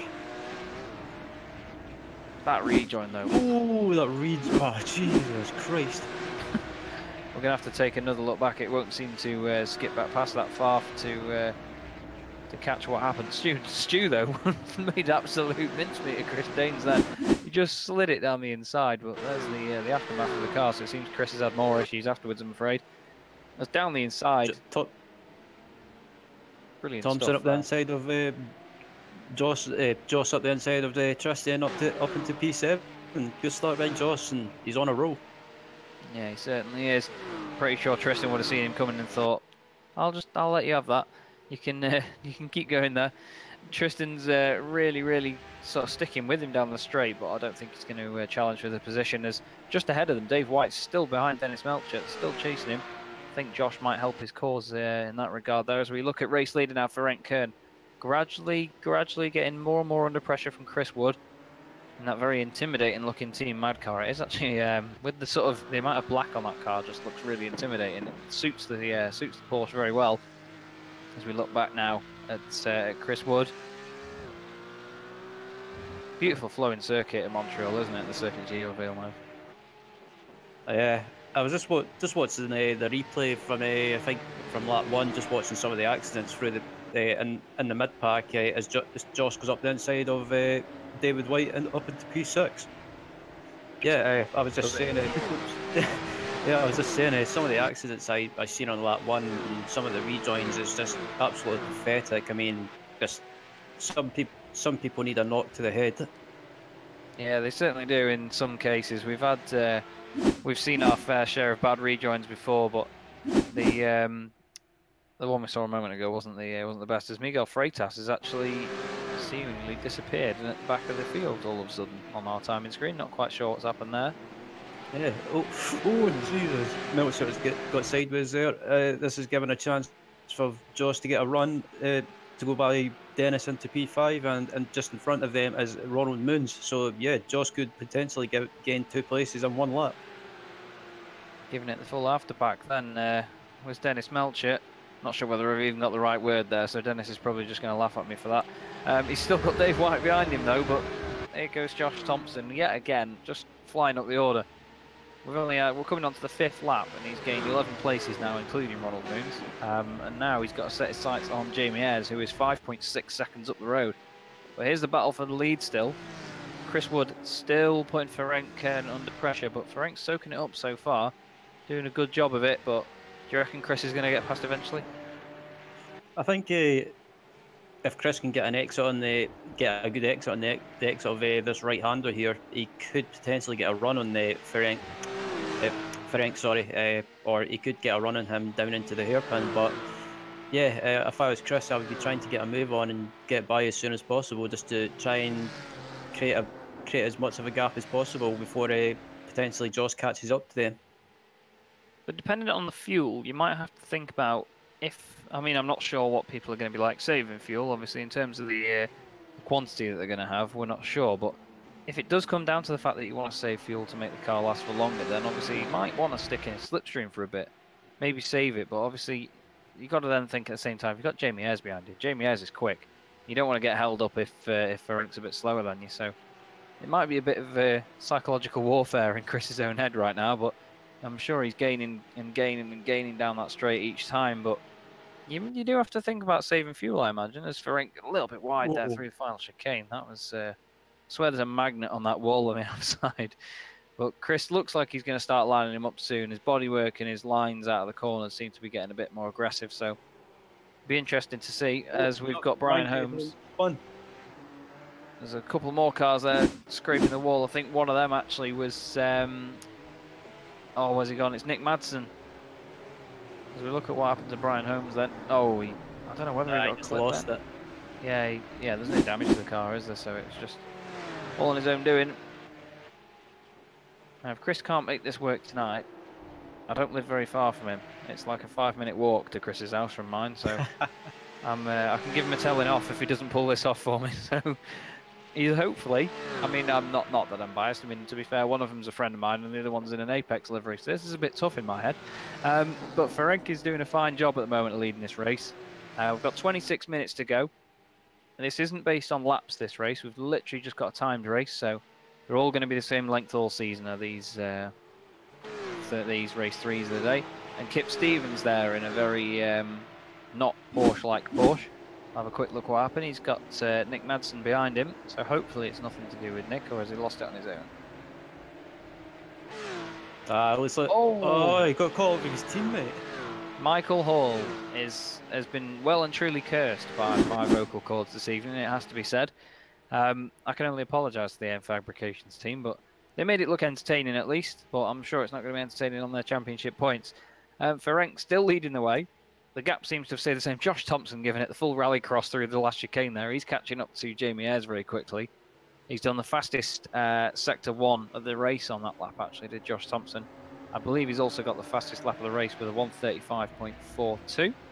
Can't see anyone else with a lap anywhere near that. Everyone else is in 36s and 37s.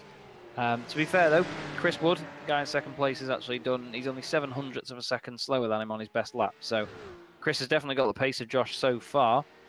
But he's obviously trying to get past Ferenc, so he needs to get it done as well. Well, there we go. Ferenc's just outbroken himself. That was like Button passing Vettel that in 2011, wasn't it? Yeah, that was about to say. That was similar to Vettel going wide on the last lap in 2011. So, yeah, good job that Chris was there at the time. Ferenc just slid wide, and that gave Chris the chance to gain a place, and that was like taking candy from a baby. And you join us in the madhouse then that is Josh Thompson's Porsche 911 Cup car. He's all over the back of Jamie Ayres. Jamie breaks a bit earlier. Josh is obviously going to take the outside line. Is he going to try a cutback? He does. Beautiful. That was absolutely wonderful, Josh Thompson. But Jamie's not going to let this. He's not going to take this lying down. He's a very quick racer, is Jamie. We see these guys scrapping in the MX-5s quite a lot. But is Jamie just going to think in the long run here? I think Josh has probably just got rid of the overlap. Yeah, that proves it. So Jamie a little bit earlier on the brakes, and Josh is up to 3rd place. Absolutely magnificent stuff. He's keeping you on the edge of your seat, isn't he? Oh, Jesus Christ, Josh, you're giving me heart palpitations. Oh, someone's off there. That's Jacobson. Seems to have got it wrong on the brakes. He's going to shoot over that lovely, nice, massive curb there. And Steve Hefford and Nick Madsen were side by side there. Let's just have another look. Is he just going to get it wrong on the brakes? Oh, he's a bit late on them there. Oh, he's very lucky. That is so close. Oh, speaking of getting heart palpitations, I think Anthony's going to need a pacemaker after that. But we look at Nick Madsen now fighting with Steve Hefford, and for once, Steve Hefford has got the less damaged car of the battle. Oh, bit of contact. Nick having to get on the brakes, having to get on the opposite lock. He's flashing his lights, he's trying everything he can. We know Steve Hefford's a gutsy racer, and he's very calm and collected when it comes to his driving. He just gets the job done. But Nick is all over the back of him here. He's doing a great job at progressing through the field. It's just going to be a test of Steve's defensive driving as he clips the grass a little bit down there, then on the not so straight. I think Nick might have this eventually, though. He seems to be driving the life out of that car, and I'm not just saying that because it's absolutely battered. Yeah, Steve Hefford, sorry. Yeah, he's doing a good job at the moment of keeping Nick behind, and yeah, I wonder if someone's going slow. That's Dave White there in the number 17 car, the AM Fabrications car, and Steve Hefford is going to take pure advantage of that. Steve's got a run in him. He's down the inside. He's got the overlap. Can Steve get it done under braking? Yeah, he can. Great stuff by Hefford there. Yeah, nice move. Nice and easy under braking. He didn't lounge it up the inside. He just left enough room just to get through the corner. And yeah, nice move by Steve up into P out. There's Nick Madsen now trying to take advantage as Steve runs a little bit wide. Oh, Nick getting more curb than he needed. Somehow he still got the car stopped and made the move. As McNally has to get out of the throttle there to avoid the back of Dave White. But I'm sure Dave would have found his acrobatics very entertaining there as Nick moves up now into 9th place overall. Chris Wood still in the lead then, having a nice little run away from Ferenc Kern. Good to see Chris back up and leading race. I'm sure he's led and I think possibly won a couple of races in the World GT Championship before. And Chris has made a fantastic sort of rise up through the rankings in iRacing. I was there when he first started racing in the Kia Club Series a few years ago, and he was running near the back of the field for Team Rewind, if I remember correctly. But Chris is always up there now. He's developed a lot of speed in these sort of GT cars. It's definitely suited to his style, and he's showing us tonight that he's not got rusty at all, has he? No, Chris is doing a good job at the moment. I mean, I was the same as you. I watched him a few times in other series, and he was always in the midfield or towards the back of the field. And yeah, he's improved a hell of a lot. And I think being up at the front, leading the race at the moment, is proven that.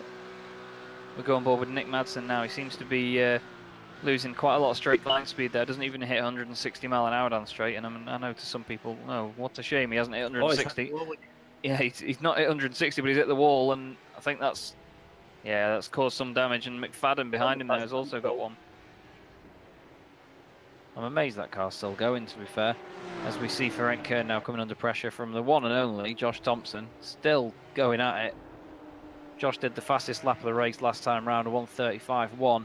Last time round, Ferenc Kern's lap was a 1:36.6. So Josh got a run for him. He's got to put it down the inside on the brake, surely. Yeah, he does. He's got the job done, so he sets his sights now on Chris Wood, and I'm sure Chris is going to turn that rear view mirror off, or at least rip it off of whatever it's attached onto. So we see Ralph Cullinan now chasing down Stuart McFadden. Nick Madsen is not far ahead of them. And it's actually Stuart McFadden getting ahead of Ralph Cullinan, and here we have a replay of that. Oh, beautiful by Stu. Absolutely beautiful. Locks it up a little bit, gets a tiny rotation on the brakes, but it's as if nothing happened. He just drives past and really gets on with it. Ralph, to be fair, though, gave him the room, so it's nice, respectful racing as we see Melcher and Hefford, for lack of a better phrase, inside one another. Coming back onto the main straight now, though, you've got Dave White behind them in the 17 car. And was that Mikael Ritchie in the background going slowly? Yeah, I was about to say Mikael Ritchie is going very slow. It's just really not been Mikael's night tonight. He's shown that he's got so much pace, but he's just been really unlucky, hasn't he? We were talking to Marco in the meantime. Marco knows Mikael outside of the series, and he's really been frustrated this evening with what's been going on. But some of it's been out of his control, to be fair, as we see Hefford down the inside of Melcher. Yeah, Melcher and Hefford have been going at it for a few corners, and yeah, Hefford manages to move up to P7 ahead of Dennis. Now, last race we saw Dave White all over the back of Dennis Melcher for most of the race, battling again and again, and now we see them together on track again, and I believe they're even fighting over the similar sort of places because they were between 7th and 10th last time. So can Dave get the job done sooner this time rather than later? As we have 17 and, well, just under 18 minutes left, so we're pretty much halfway through the race now. When do you reckon the people will start sort of opting to take their stops, Ryan? Do you reckon it'll be soon, or do you reckon we'll have another sort of 7 minutes left or so? I think some people might try and go as long as possible. Or maybe, I think they might try and pit with maybe 5 or 10 minutes remaining, possibly. But that's just my guess.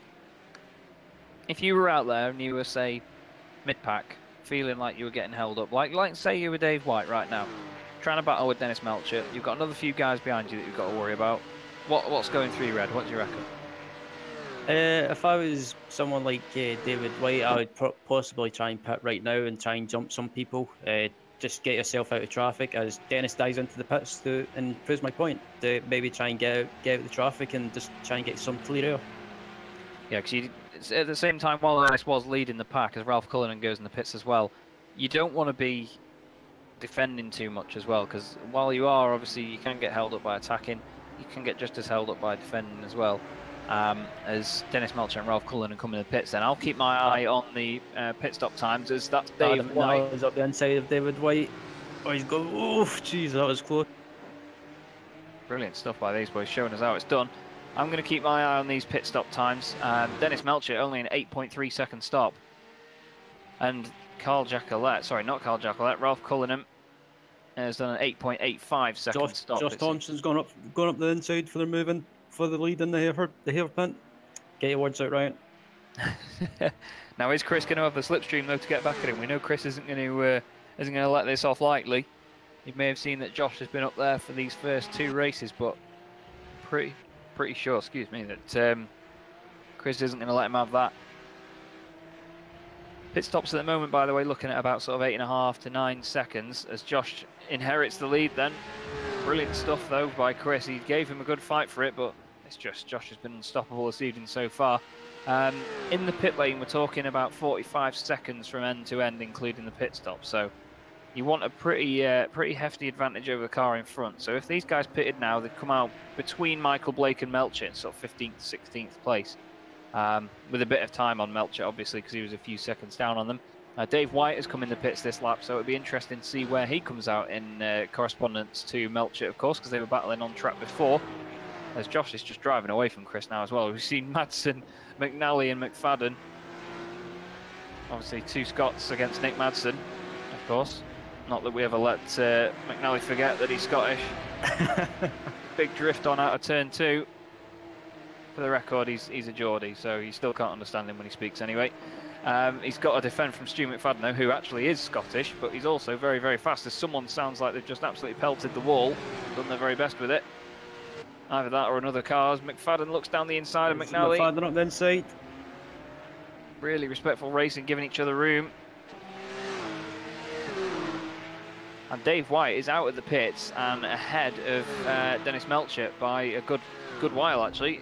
Melcher's in the pits and back out again. Melcher's had another 5-second stop for some reason. Oh, he's actually flown down the order. Yeah, I'm just watching McFadden now, and he's managed to get ahead of Adam McNally. He's always been quick as Stu every single race. Oh, McNally's rotated it on the brakes. Gets it out of the way of his teammate Brian. He's surely going to get a slowdown though for his entrance. He has as well, as we see Richie go through as well. But Richie's a lap down. Interesting note though about Melcher. He keeps jumping around on my timing screen, but it looks like he's actually had another sort of moment in the pits, it seems. I'm not sure what's quite happened to him, but he's dropped a lot further down. He had an 8.5 second pit stop first time round, and then he's been in the pits again. Apparently he's had 3 pit stops in the race, so I think he came back in and then something's happened to him. But we're looking at Steve Hefford now then. Oh, Hefford hit the wall. It's not going to be a straight panel left on this Porsche by the end of the evening for Steve. But yeah, Dave White has got quite a while ahead of Dennis Melcher now, unfortunately, so that battle has been subdued somewhat.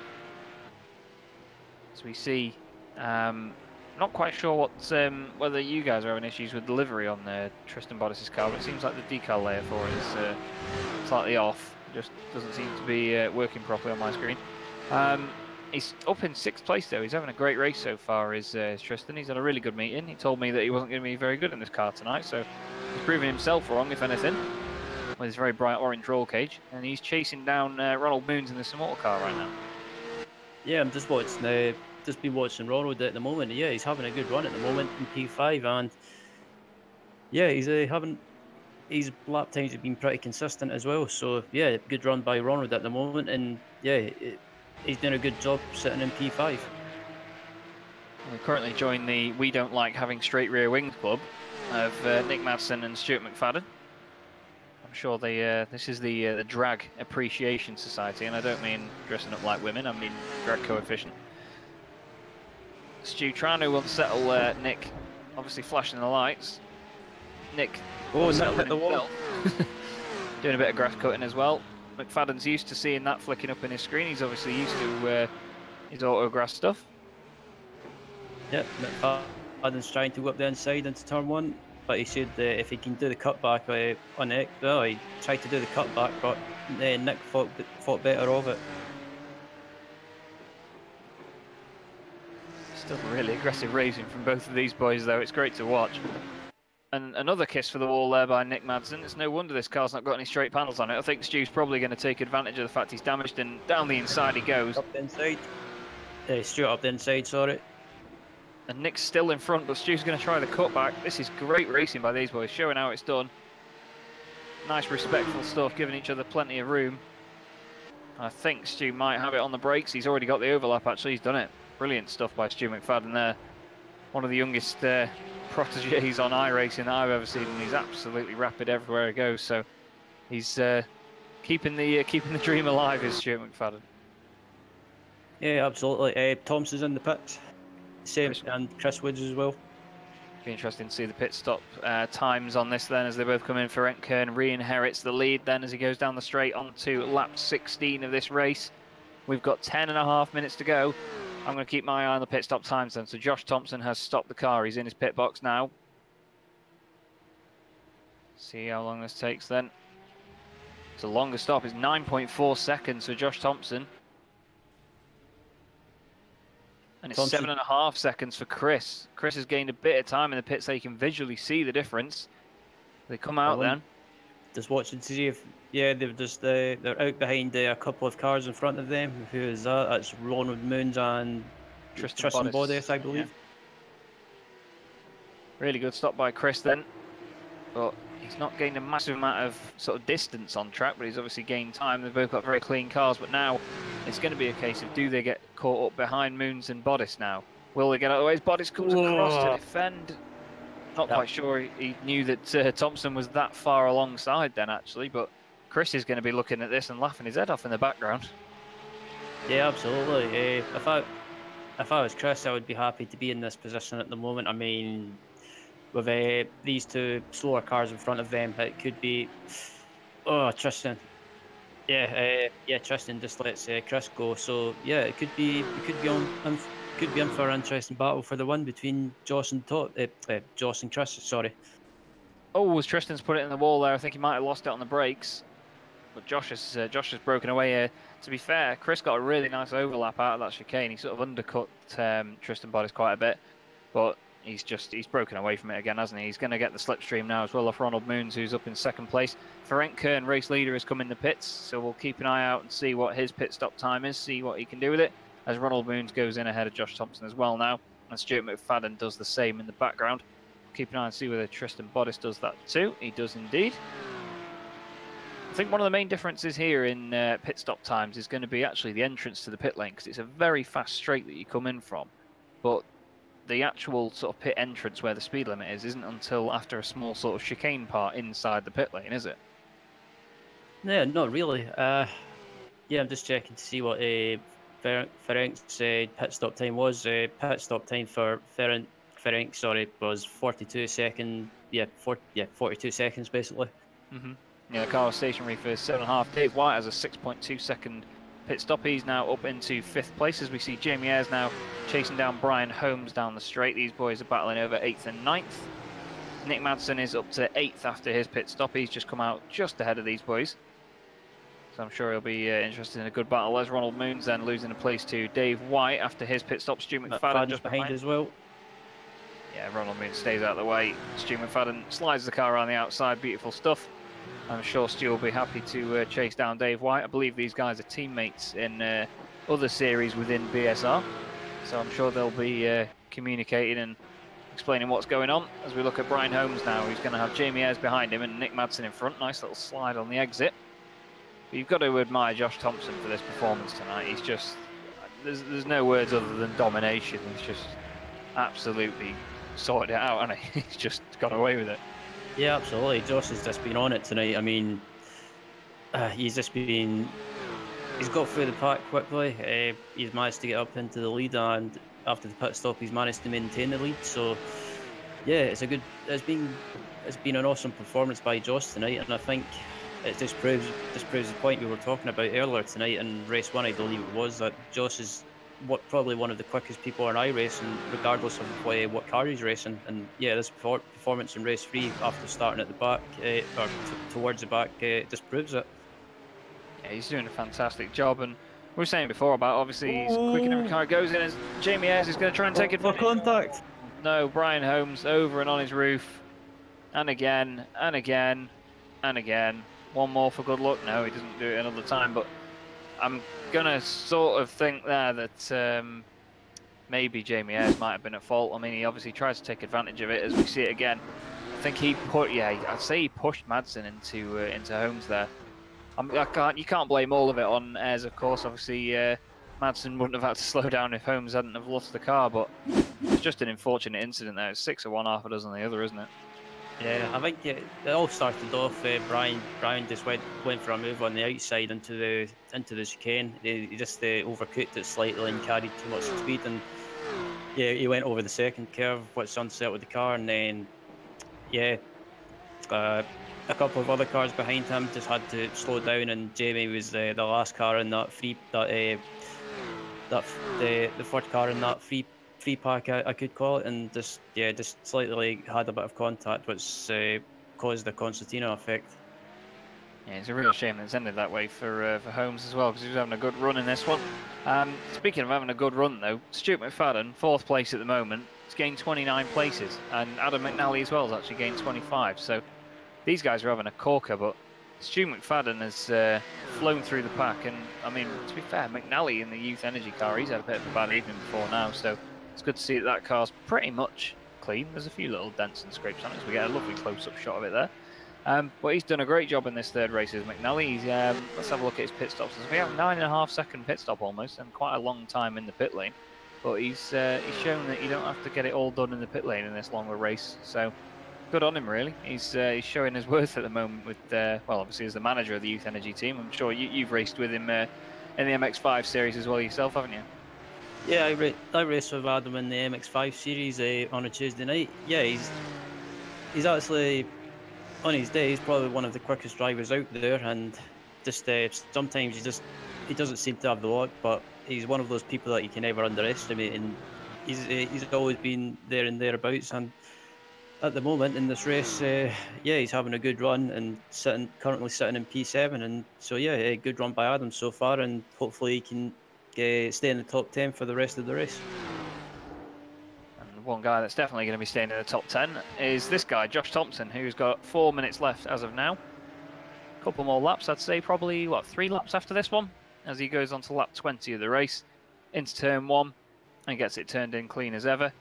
He's just in another class tonight. I mean, to be fair, the only person we saw really take the fight to him was Mikhail Ritchie in races 1 and 2, and then obviously Chris Wood was defending very strongly from him in this third race, as we see McFadden and White now battling down the back straight into the final chicane. Very replicated rear wing damage by these guys. They've done a good job of making that look the same. Yeah, it seems to be. Yeah, it seems to be. I don't know why. Most people seem to be hitting the wall. Most of the people that are hitting the wall don't seem to like having a straight car. So, yeah, or maybe they want a bit of their time. Yeah, that's very true. Although another car with the same front end damage, obviously iRacing's damage model, quite limited to what it can do physically, is Kip Stevens, and he's got Jim Flanagan behind him, who is a name that I haven't seen on iRacing in quite a while.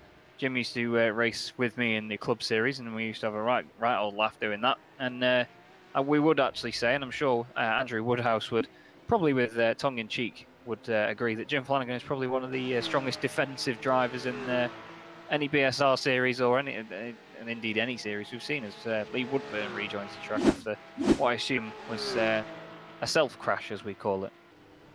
Let's have a quick ganders. Oh, something, it just sounded like it went into neutral then. Just revs went through the roof, and I mean, Porsches sound like they rev high enough anyways. Oh, Carl Hardy around there. Carl Hardy with a very distinct lime green roll cage, number 875. Gets the car facing the right way. They're doing a nice little synchronised grass cutting team there, as it seems. Not that it's going to change the colour of his wheels. Lee getting a nice handful of curb on the exit. A little bit of grass cutting to do the trick. As we have Jamie Ayres now chasing down that side of McNally, isn't it? With those distinct wheels. Oh, Jamie! Yeah, that was happened there, but I think the back marker got his wheels on the grass as he turned. Well, as he got onto the brakes. Not quite sure who that was there. Did we see a car number? We could probably have a look back and find out. Not that we want to name and shame, but obviously we always need to. The more information you know, the better, I suppose. But that's really unfortunate for Jamie there. He's running quite mid-pack, but at the end of the day, it's a lot of championship points. Let's have a look at the car number. Didn't quite see it there, did you? Yeah, I'm having a look now. There we go. 98 or 96? That's 96, isn't it? Yeah, it's 96. Unfortunately, it's a name and shame. That's going to be the number of it's Vanutrecht, unfortunately, mate. But it's an easy mistake to make in this car. It's hard enough to keep it stable on the brakes when you're on the concrete. So when you get two wheels on the grass, it's easy to lose it, unfortunately. And Jamie was the victim of that. As we see now, McNally chasing down David White. It's as if this guy can't stick to one car. Well, Adam's going to go for the move there. Bit of smoke off in front there as he's going to go down the inside. Not quite got the overlap yet, but is he going to? Because he's going to have the shorter line now into the hairpin. I'm sure Dave White's going to go defensive on the inside, as ahead of them is Ronald Moons. Dave seems to have overshot it a little bit. Adam's trying to go for a cut. Oh, beautiful, Adam. Beautiful. Really, really good work there by McNally, but obviously he's on the longer route on the outside. The scenic route, of course, on the grass. A little bit of an overlap. That's really close as well. On to the final lap now for Josh Thompson, by the way. This is going to turn into a great four-way scrap here. I think McFadden's only hindrance has been his straight line speed as McNally's down the inside. Leave room. Great respectful racing there. McNally got on the brakes early, knowing that he's got another lap as we go on board now. This is what it's like to drive on board a Porsche 911 Cup car with a Scotsman that isn't a Scotsman. David's still on the inside there. He's going to try and get a cutback. Is he going to try and get a double cutback and go again? He is. Dave's got it covered. You can see him turn to the inside to defend it, and Adam's on the grass. Really, really fierce stuff here from McNally. I bet you're going to be having words, are you?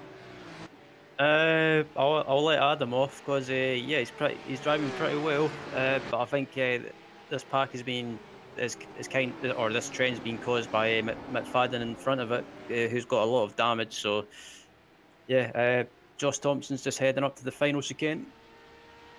You've got to give a hand to Josh Thompson tonight, and he's just put in an absolutely belting performance. 3 race wins out of 3 races tonight. Josh Thompson, ladies and gentlemen, absolutely just coming in and taking the series by storm. As we see Dave White then getting past Ronald Moons. Adam McNally is the one that loses out, and Nick Madsen takes a place from him as well. Yeah, I think Adam tried to go for a cutback there. Oh, he's done it again. That's the second Adam's time. fun. Second time we've seen him do that in this race. Is he going to get a slowdown that's going to let Ralph Cullinan through? He has. Ralph Cullinan's got past. He's just changed over on the timing screen. There's Dave White now. You can see the speed difference from Stuart McFadden. I think Dave's letting him have it. His teammates at CQR. Stu hops the curbs then. Got to give a shout out to Ferenc Kern as well, finishing just ahead of these guys in third, but great drive by Stuart McFadden, gained 29 places to finish fourth.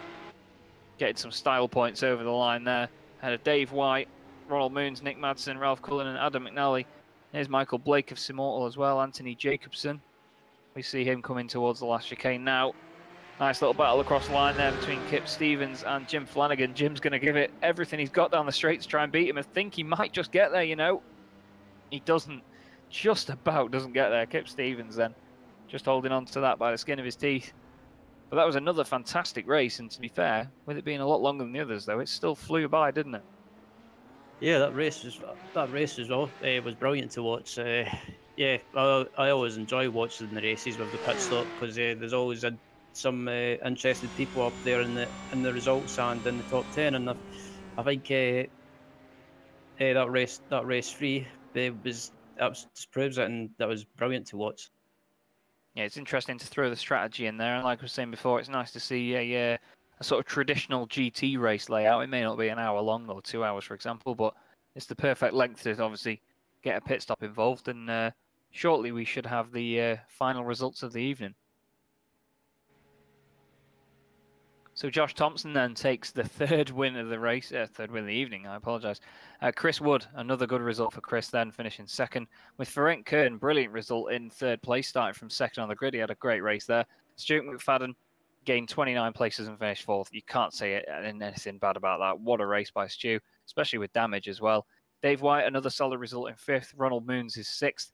Nick Madsen always up there now, 7th place. Ralph Cullen in 8th. Adam McNally, 23 places gained to finish 9th. What a result by him as well.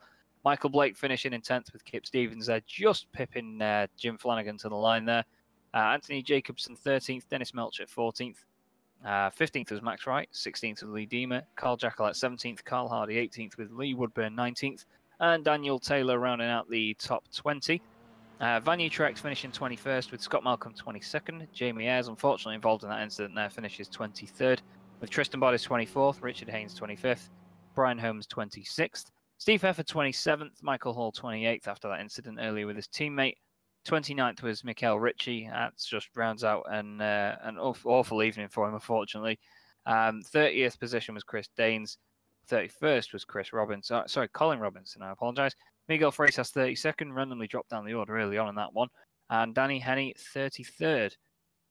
Just listening to obviously that sort of list of people, it's a really strong field, to be fair, very competitive.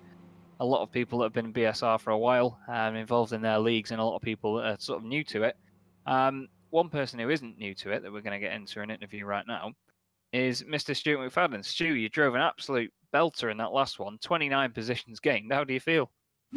I feel quite pleased, to be fair. I mean, the night wasn't overly, well, it was pretty terrible, to be honest. I had hardware issues in the first 2 races, but I fixed it for the last one, and yeah, it kind of shows my pace of what it could have been in the first 2 races. Yeah, we noticed you had quite a lot of damage towards the end of the end of the third race there, but you still obviously put the fight to people like Dave White and Adam McNally. Were you losing a lot of straight line speed on that? Because we weren't really monitoring it that closely. To be honest, neither was I. I didn't want to kind of look at the negatives. I just wanted to try and not use the damage where I could, but obviously if I'm slow on a straight line, I can brake later. So that's the kind of way I'd thought about it, to try and gain as much time as I could. I'm not really a driver that thinks of the negatives. I'd rather think how I can make a negative a positive, try and improve my lap time. But I mean, I still lost lap time with the straight line speed, but just not as much because I just tested how much I could brake. That's a great mentality to have when you're taking that into consideration, to be fair, and that's obviously why you gained so many places out of that one. Is the Porsche car that you're enjoying driving so far? I mean, is it something that you're used to, or is it something you're quite new to? The Porsche is absolutely mega to drive. It's just it's not like a GT car which I drive quite a lot. It's not like the Kia. It's a completely different style. Obviously, it's no ABS, no traction control, none of those aids that you get. You get ABS in the Kia and you get both in the GT, so it's completely different to those 2 cars, and it's just so fun to drive because it's a proper driver's car, and you need to really wrang it out to really get the lap time out of it, which I enjoy. And hopefully that proves in my qualifying pace as well. To out-qualify someone like Josh, I was over the moon. I bet you were. I think anyone would be, especially after Josh's performance tonight. We've got a couple of guys to speak to there, mate, so we'll have to get a move on. But is there anyone you're going to give a quick shout-out to before you go? Just everyone that was racing tonight. That made it so enjoyable. Fun little league, close-knit league. Everyone gets on with each other. It's good fun. And thanks to you guys for doing the broadcast as well. It's class as ever. Not a problem. Cheers very much, Stu. We'll speak to you very soon. Yeah, no problem, man. Have a nice week.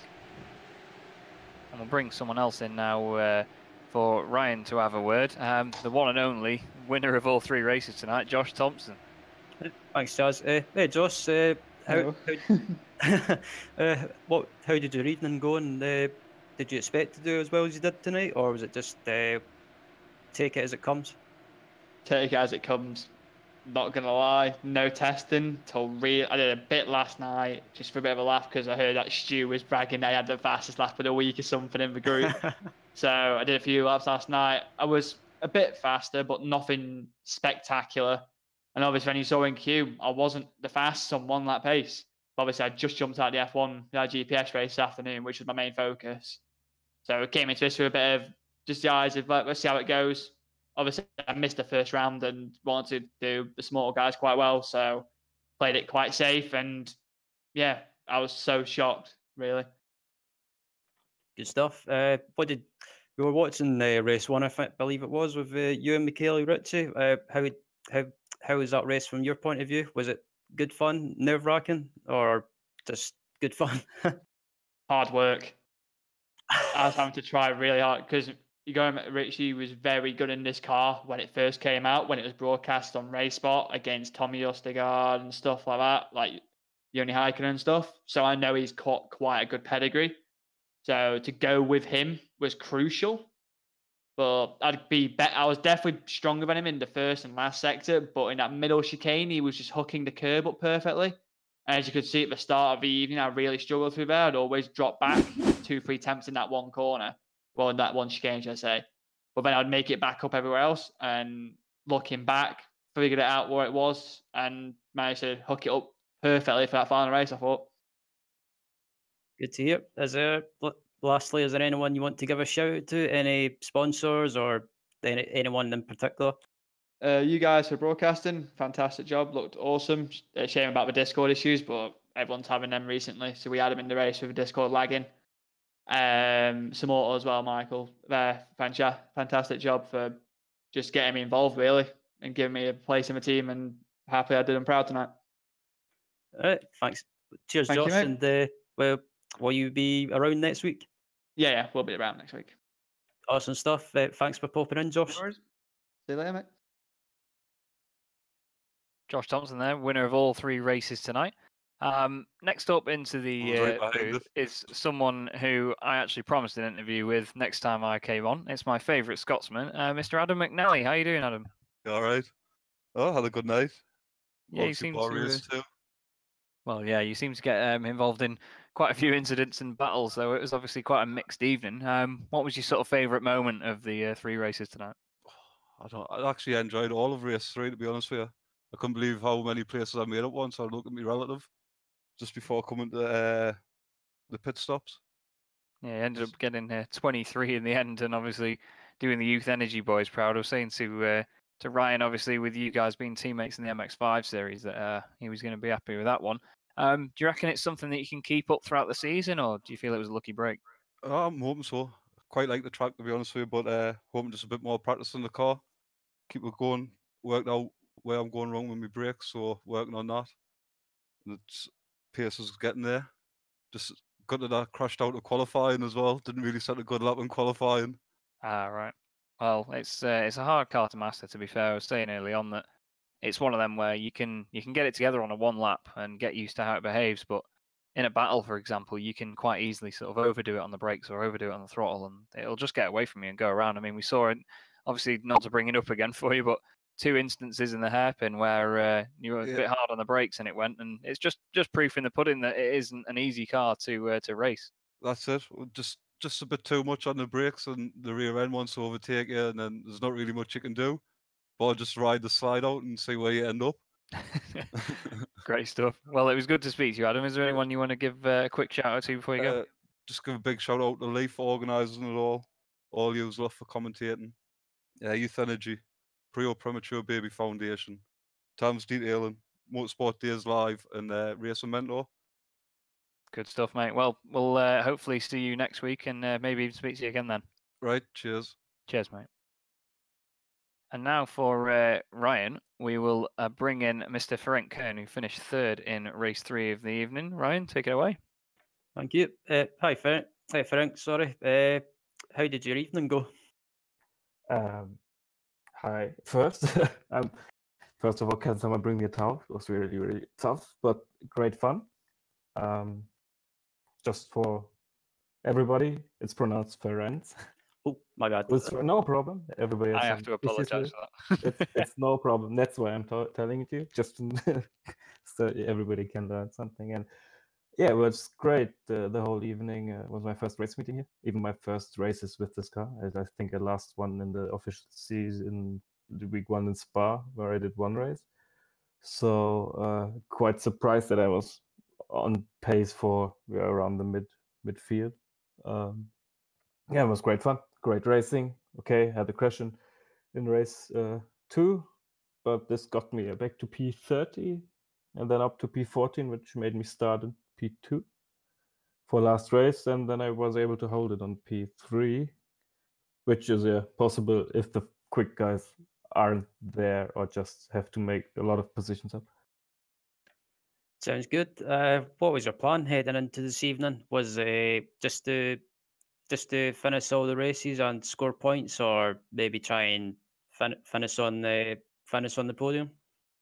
No, it was simply just finishing the race. It's just I'm still figuring out a bit the car, and it was for me just harming nobody and not to harm myself, and just finish race, have some good races, great racing, which is possible in this car, and there's Sauna with the grid as well. It's good, great drivers there. So yeah, no plans. Just see how the series goes, and to get prepared for the next round. Sounds good. Is there anyone that you would like to give a shout out to? Any sponsors or any names? Yeah, if I would know all our sponsors, I would give them a shout out. But it's I can't say it. Yeah, thanks to sponsors, of course, which is Simputers, JCL, Leo Bodnar, and STK Gaming. Which thank you, and yeah, that's it for me. Thanks for joining us, dude. And will you be around next week? Of course, it's planned for being there for the whole weekends if nothing takes me out. Good to hear. Thanks for joining us, mate, and hope you do well in the rest of the season. Yeah, thank you. Thanks for having me here. Yeah, have a nice evening. Cheers, dude. Cheers for that. And then finally, we will bring in the owner and obviously the main guy at Simmortal, Mr. Michael Blake. Michael, you had a bit of a mixed evening, it seems. A couple of incidents, but some good overtakes and good battles. How do you feel it went? I really enjoyed this week. Last week was a bit annoying, but the driving standards I felt as a whole were better this week. There's still a few things to iron out, and a few people need to realise that this isn't like racing in the officials where you're going to dominate. There's a lot of competent drivers in here. It's going to be a bit harder. But yeah, overall, all in all, from what I saw, it was a good night's racing. I really enjoyed it. Got 2 top 10s out of it. Pleased to salvage that after race 3. Lap 1, I got taken out by a car that had broken suspension. I saw them hit the wall, and as I went to pass them a couple of corners later, I thought they were pulling over and slowing down, but they obviously didn't know the suspension was broken, and as I accelerated past them, they just turned 90 degrees into me, took me out. That's not an ideal way to end a race. Obviously, you'll be happy with the fact that Josh Thompson's on board after this evening's results. I imagine that's he's obviously a driver that you're going to want to hang on to for the forthcoming seasons. Obviously, after this one, is there any sort of plans in place or anything like that, or is it a bit too early to know? Yeah, we were quite fortunate. I'm Simmortal are sponsoring Radicals for 2019, and part of the deal was we get to borrow Josh when they don't need him. Fair play. Sounds like a good deal, really, if I'm honest. Especially if he's getting points on the board like he did tonight. How did the rest of you boys get on, to be fair? Because it was obviously, there's a lot going on with our broadcast, so we don't sort of tend to focus on exactly one person for the whole evening, really. Well, unless his name's Josh Thompson, I suppose, when he's winning all races. But was it sort of a general consensus of good results for the team? Yeah, after last week's pace, we struggled a little bit, all of us, but Ron and Lee were really strong tonight. Ron picked up solid finishes in all the races. Lee was solid in 1 and 2. He got in a bit of an incident in race 3, which dropped him down to 16th, but still we got all 4 cars home in race 3 in the top 16, so we're really chuffed with that. And I've just seen that we've won the team points for the evening. Oh, brilliant. Good stuff. Well, we hope that it continues for you, mate. And obviously, thank you very much for sponsoring the series and obviously giving it the name that it's got. It's great to see that there is such a major sponsor behind it. Is there anyone that you want to give a shout out to before you go? You guys, for, as usual, absolutely brilliant broadcast and all the hard work you guys put in. Drive Doctors and Go Kart World for sponsoring Simmortal, and Radicals for loaning us Josh Thompson. Brilliant stuff. Well, thanks very much for your kind words, mate. And we'll hopefully, well, I assume you're going to be around next week as well, are you? Yes, unless anything major happens and I have to skip it for whatever reason, but my intention is to be here for every round. Great stuff. Well, we'll hopefully speak to you again then, Michael. Have a great evening. You too, guys. Take care. Cheers. Michael Blake there, ever the gentleman, owner and obviously director of Simmortal. They make some fantastic motorsport models, different sizes, 32nd scale, 18th scale. If you follow their Facebook page, you'll see the amazing work that Michael puts in every day. Ryan, just to sort of wrap up the evening, it's been a crazy evening of brilliant racing, is there anyone that you sort of would nominate as your sort of driver of the evening? Driver of the evening, there's quite a few drivers that popped into my head when it came to deciding driver of the day. But for me, easily driver of the day. I'm not being biased or anything like that, but for me anyway, it's got to be Josh Thompson.